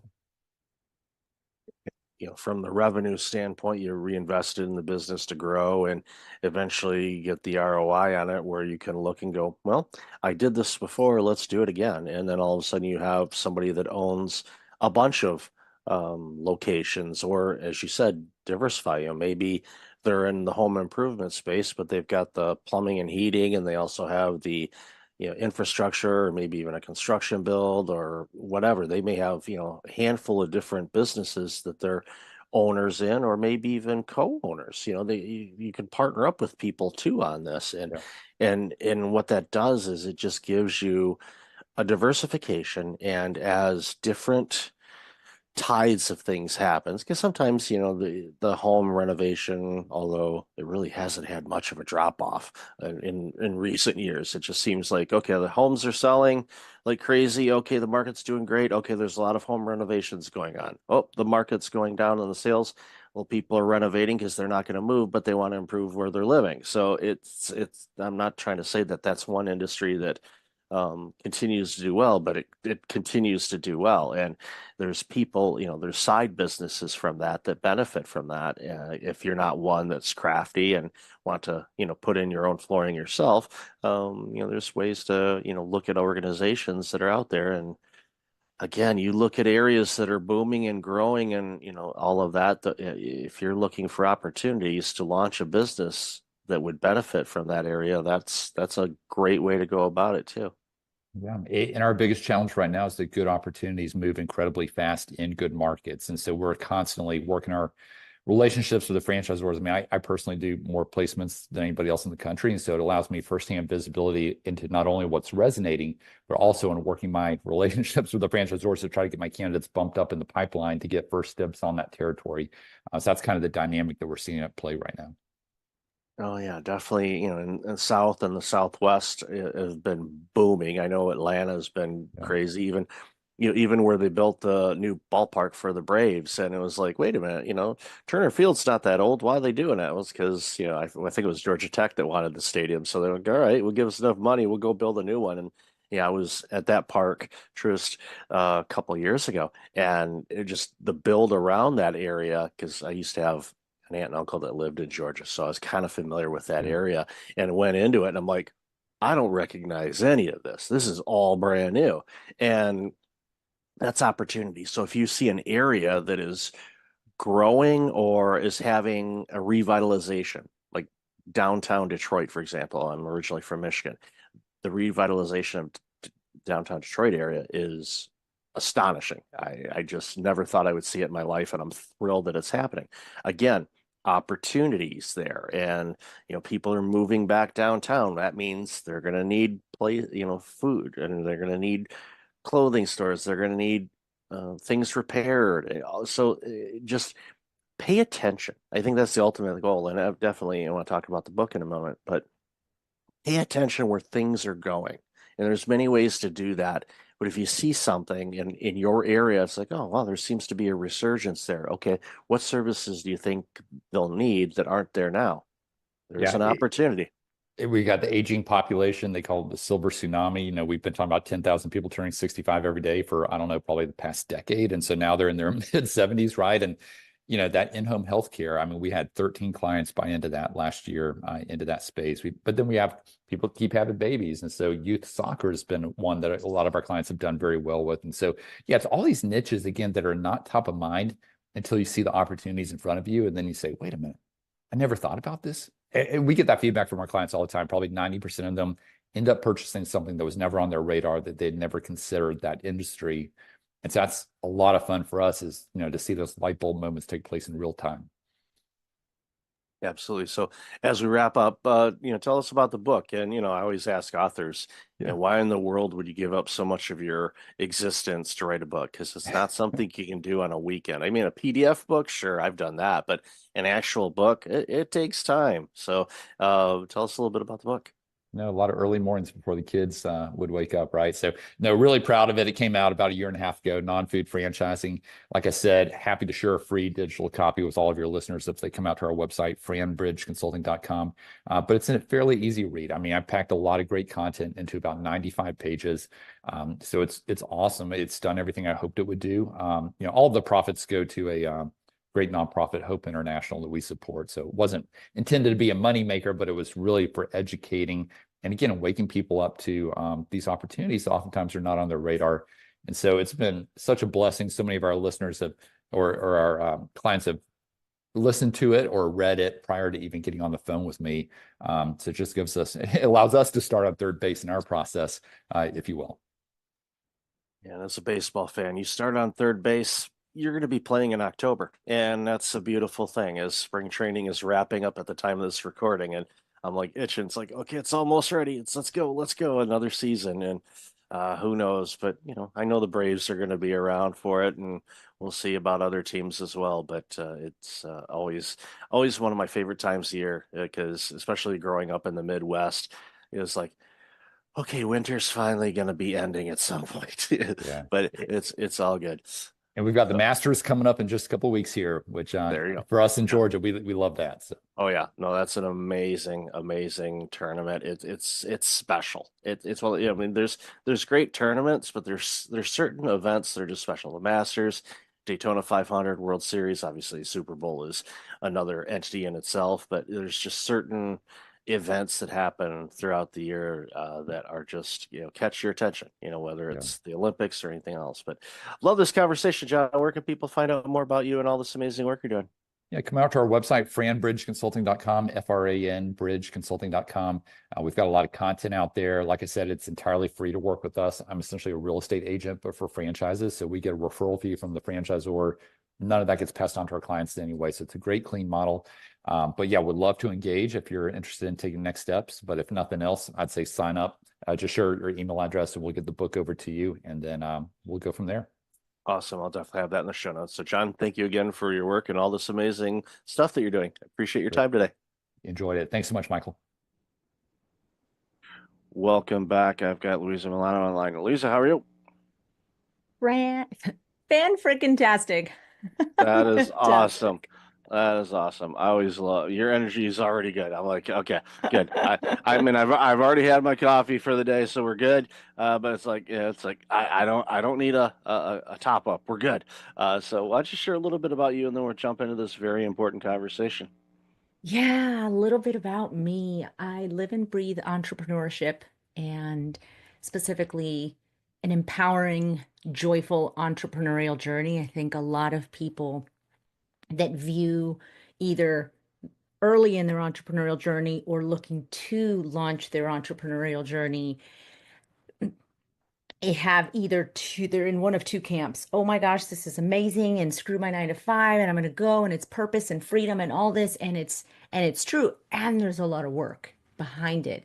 And then you have others that are like, oh my God, I don't think I want to do it because it's just, I've heard this and I've heard that, and I know this founder or that entrepreneur, and they're just like always working 9 to 5. And so between those two extremes, I try to find this middle ground where, yeah, there's work. Being an entrepreneur is a lot of work. And along the journey, unpopular opinion, you get metaphorically gut punched on a regular basis, but you learn to love the process. You learn to fall in love with finding your audience, creating your offers, going to market, learning, getting your knocks and getting back up again, going, dang, I learned a ton. Let me go back at it. And that's what I live and breathe, the journey of bringing a little more joy into that entrepreneurial landscape from early stage, what do you do, all the way to scaling and really growing and building that revenue engine in a way that looks good and feels good. I'm a cake and eat it too kind of girl. There you go. I'm in the same boat. It's like there's more than enough for all of us. We just have to find our way through the bumps and bruises and lessons, and we will reach, whatever journey or destination we want to go to. And it reminds me of, one of the things I love doing is journaling. So I've got notebooks. Actually, I can see them on the other side of this camera. There's some notebooks from the last few years, and some of them are when I launched my organization back in 2016. And I look back at the notes, and it's funny. I look and go, wow, I really didn't know what the heck I was doing, but this is cute. It's like I see the growth and I'm like, okay, wow, that's good. It's like, oh, I guess I'm not going to do that because that's been on a to-do list item since 2017. I don't think I need to do that now because it doesn't match up with what I'm doing. But it's one of those things where, and I tell an entrepreneur this all the time, you have to make sure that as best as you can. And yes, like you said, there's a lot of time and effort and hours that are put in this. You make sure that you're kind of looking around while you're doing it. You enjoy the journey, the bumps and the bruises, the gut punches, like you said, and even those small victories, landing that first client or selling that first offer, or like we talked about in the pre-show, and launching that funnel to let people kind of guide themselves into the direction where they want to go and what they need so they get the product or service that is right for them. And it's such a beautiful thing when we get to do that. And I am just thrilled when I hear people say, I think I'm going to launch my own business. My first question, or actually first comment out of it, is like, good, do it. I don't know what they're going to launch. I have no idea what they're going to launch. I said, good, do it. And they look at me, I haven't told you what they can do. I say, you want to launch a business? Go do it. Because that's where it starts. All the products and services that we use on a daily basis originally came from an idea, a concept, or somebody wanting to do something. And we have to encourage that. And one of the things that you do really, really well, amongst many things, is you're a strong advocate for community. And I think, and we talked a little bit about this in the pre-show too, over the last 5 years, the need for community, I don't think, has ever been stronger. And so many people, unfortunately, for one reason or another, kind of silo themselves or get siloed away from peers and mentors that can really help them grow, not only as an entrepreneur, but as a person. So why don't you share a little bit about the work you do as far as a community? I love the name of your community, by the way. It definitely has a great ring to it. So why don't you share a little bit about that? It does, yeah. So Herlocity is about to turn a year old, something I'm really excited about. And it's a product of my own entrepreneurial journey and really wanting to bring something to bear that I wished had been there when I started my entrepreneurial journey. There are so many feelings of isolation. We go sometimes from a big corporate job, 9 to 5 with team and direct reports. And even in a smaller organization, you're certainly before COVID on a regular basis, you were around a lot of other people. And then you're on your own. you're working from home, or maybe you're at a co-working spot, and the dynamic changes and no one really prepares you for how that energetically can feel like the rug is getting pulled out from under you. And I gripped my wheel at 10 and 2, and I was like, I got this. I got this. If it's going to be, it's up to me. If it's going to be, it's up to me. If it's going to be, it's up to me. And I said, wow, in year 2, I started to look up and around. You talked about looking around and enjoying the journey. And I went, wait, just because I can do this alone doesn't mean I have to. So, like, whatever you're doing right now, take that one thing to mind, to heart. Just because you can do it alone doesn't mean you have to. There's an African proverb that I love that says, you go fast alone, you go far together. And going fast alone is fun until it's not. And you look around and you're like, oh, all I hear are the crickets. And there's an art to connection. We actually, in Herlocity this morning, had a masterclass on building relationships and really cultivating strategic relationships, and what the mistakes are that are commonly made and the mindset it takes to succeed, and what are those action steps. And I go, man, I was sitting there listening to the master class speaker and watching the women in the boxes from all over the world going, wow, I've created something that gives women across the globe a sense of belonging on their entrepreneurial journey. And it is so, as a founder, fulfilling to have that for myself.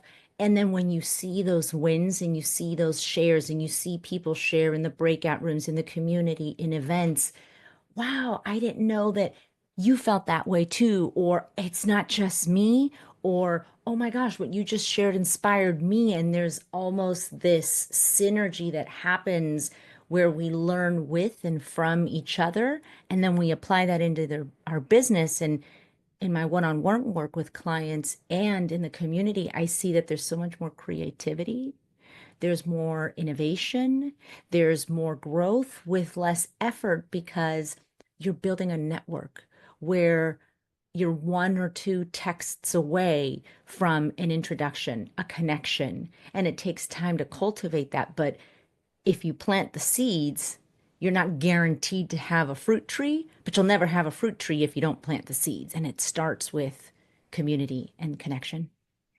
And one of the things that jumps out at me too about this, and I've experienced this as an entrepreneur, is there are times when you feel a little beat down, and you just, that race is, and even if you've got a team and you've got peers, there are times where you're dragging a little bit, and it could be the weather, it could be news alerts. I always tell people, don't pay attention to the news, please. It's just going to bring you down.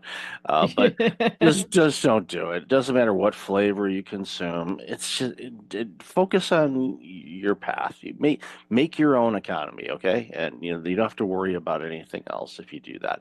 But what I find is when you're part of a community and you get to be with other people, and even this show and talking with people, when I finish a conversation, I say 99.9% of the time, the call will end, and I am on such a euphoric high and want to take on the planet, we're going to make this world better. It doesn't matter what we're talking about. It's that community thing. It help reinvigorates you, go and say, you know what? Okay, it's okay for you to feel down for a moment, but don't stay there. Remember why you're doing this. Remember, how bad did you want this? And you just do it. Is it going to be easy? No.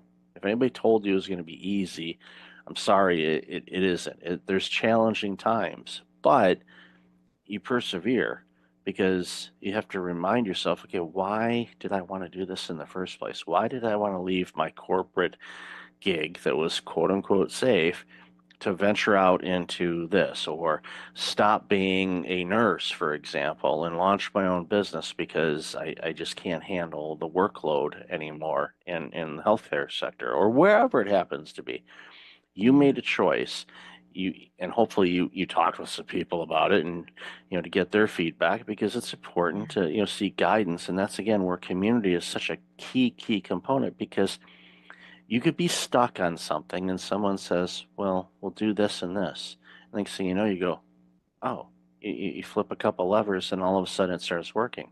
You're like, oh, okay. And then you get to move on to the next stage and the next stage. And that's where community is such a beautiful thing, and what you've designed. And congratulations on the birthday. I'm assuming you're going to have cake. It probably won't be as messy as a 1-year-old's birthday cake party, but it could be. I don't know. I don't know how you party. I'm assuming it might be messy, but that's all right. They sell wipes and cleaning sprays and things like that to clean it up. That's my recommendation. Have a cake and go 1-year-old on it. Everybody will look at you, and they most of the people that know you probably go, I'm not surprised she's doing it this way, but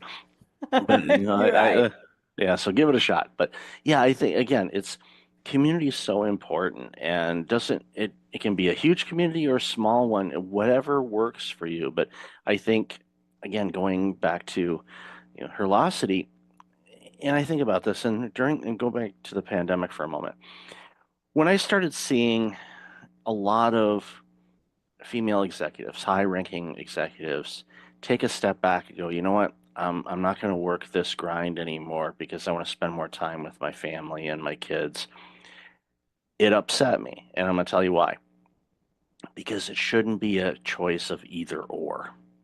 And I think that's my biggest complaint in the workplace culture and the workspace stuff that I do, is I don't want people to have to choose between their family and their work. You shouldn't have to make that choice. It should be you have them both and they harmonize how they need to be. As an entrepreneur, one of the big things that gives you some flexibility, for more or less, is you have the ability to say, you know what, I'm going to spend more time working at home so I can spend more time with my children or with my family or my dog or my cat, whatever you want, but to give you that control back of how you spend your time so you can be really creative and rested and grow and all of that. So again, I commend you on the community. I'd love to hear your thoughts on some of that. Yeah, what comes up for me is when I am talking to folks about Herlocity and community, some of the challenges or the resistance or the concerns they have in a very human way is, but what if I say I don't know? If I say I don't know, or if I show up like we have this idea that we need to have it as entrepreneurs all figured out, that we need to know the answers, and to not know is somehow a bad mark on our character. And so I think that keeps folks from stepping into community. And tragically, what it does is it furthers the isolation, and it furthers the depressive tendencies, or I'm not cut out for this, which is one of the most heartbreaking things I hear entrepreneurs is like, I don't know, Louisa, I might have to go back. I mean, it's not beyond me to go back to corporate if I can't make this work. And that breaks my heart, because it breaks my heart and it lights me up. It breaks my heart because that's an experience that they're having. And it lights me up because I go, I'd be willing to bet you're not a part of a community of like-minded individuals. Because when you are a part of a community of like-minded individuals who are on a similar journey to you, Herlocity is all about female entrepreneurship and navigating the journey across the pillars that we have of programming, which are very comprehensive and holistic for women. So it's a very generalized community with a lot of programming in specific areas, but you also have very, very niche communities for product-based B2B organizations. And School does a really good job in the directory of like listing all the different communities that there are out there. But I go, I'd be willing to bet you're not a part of a community of like-minded people, because when you are, you're not alone. You can ask questions, you can ask for support. And even if you're not at first the one putting yourself out there, you're hearing what other people saying and you're still getting value. We have hundreds of members in the community, and some people don't really participate, but then I get a message from them that they got so much value from a resource or a post or a masterclass. I'm like, I haven't seen this person engage like maybe ever. And it's similar on social media because social media is kind of like this ginormous community, but we get into other spaces and you get to know the people versus somebody in your feed among the, like, I don't know about you, but like 7,000 followers on LinkedIn. I sometimes see the same people, and if the algorithm is in a good mood, I see them again, but it takes a lot more effort to keep people in LinkedIn, for example, in your plane of awareness. But in a community, you can really build these relationships. You can really connect with people, and then they become referral partners. They give you business. You can add value. So there's the giving and the receiving of it in community. You offer, you give, you share brilliance, and then you receive. And that reciprocity, that dynamic, to me makes this is going to sound like a cheesy bumper sticker, but it doesn't mean I'm wrong, guys. It's the difference that makes the difference. Yeah, and I think that's, and I, thinking back to community, I think back to even my childhood or my parents' childhoods when, they'd get home from school and they'd go over to their friend's house and then they would, eat dinner there. So they, the phone call would go back to home and, my grandma or grandfather would answer the phone and they'd say, Diane's eating here. Okay. But it was community. It was just everybody kind of took care of each other and helped each other out wherever they were in life or in business. And everyone was at different stages, give or take, and people that are maybe a little further along. The majority of people I've ever encountered like that are a little ahead of me in my business and all of that, if I was quote unquote brave enough to ask them for help, I mean, they were like almost on their knees crying, thanking me to ask them for help because they were so full of information that they wanted to share. And that's, you tap into that, people, because it's a game changer. It'll get you there a lot faster than if you're doing it solo. I mean, yeah, there's no shortage of ways to find out how to do things. I mean, it's all there. You can ask ChatGPT; it'll tell you all you need to know about whatever you want to learn. Totally.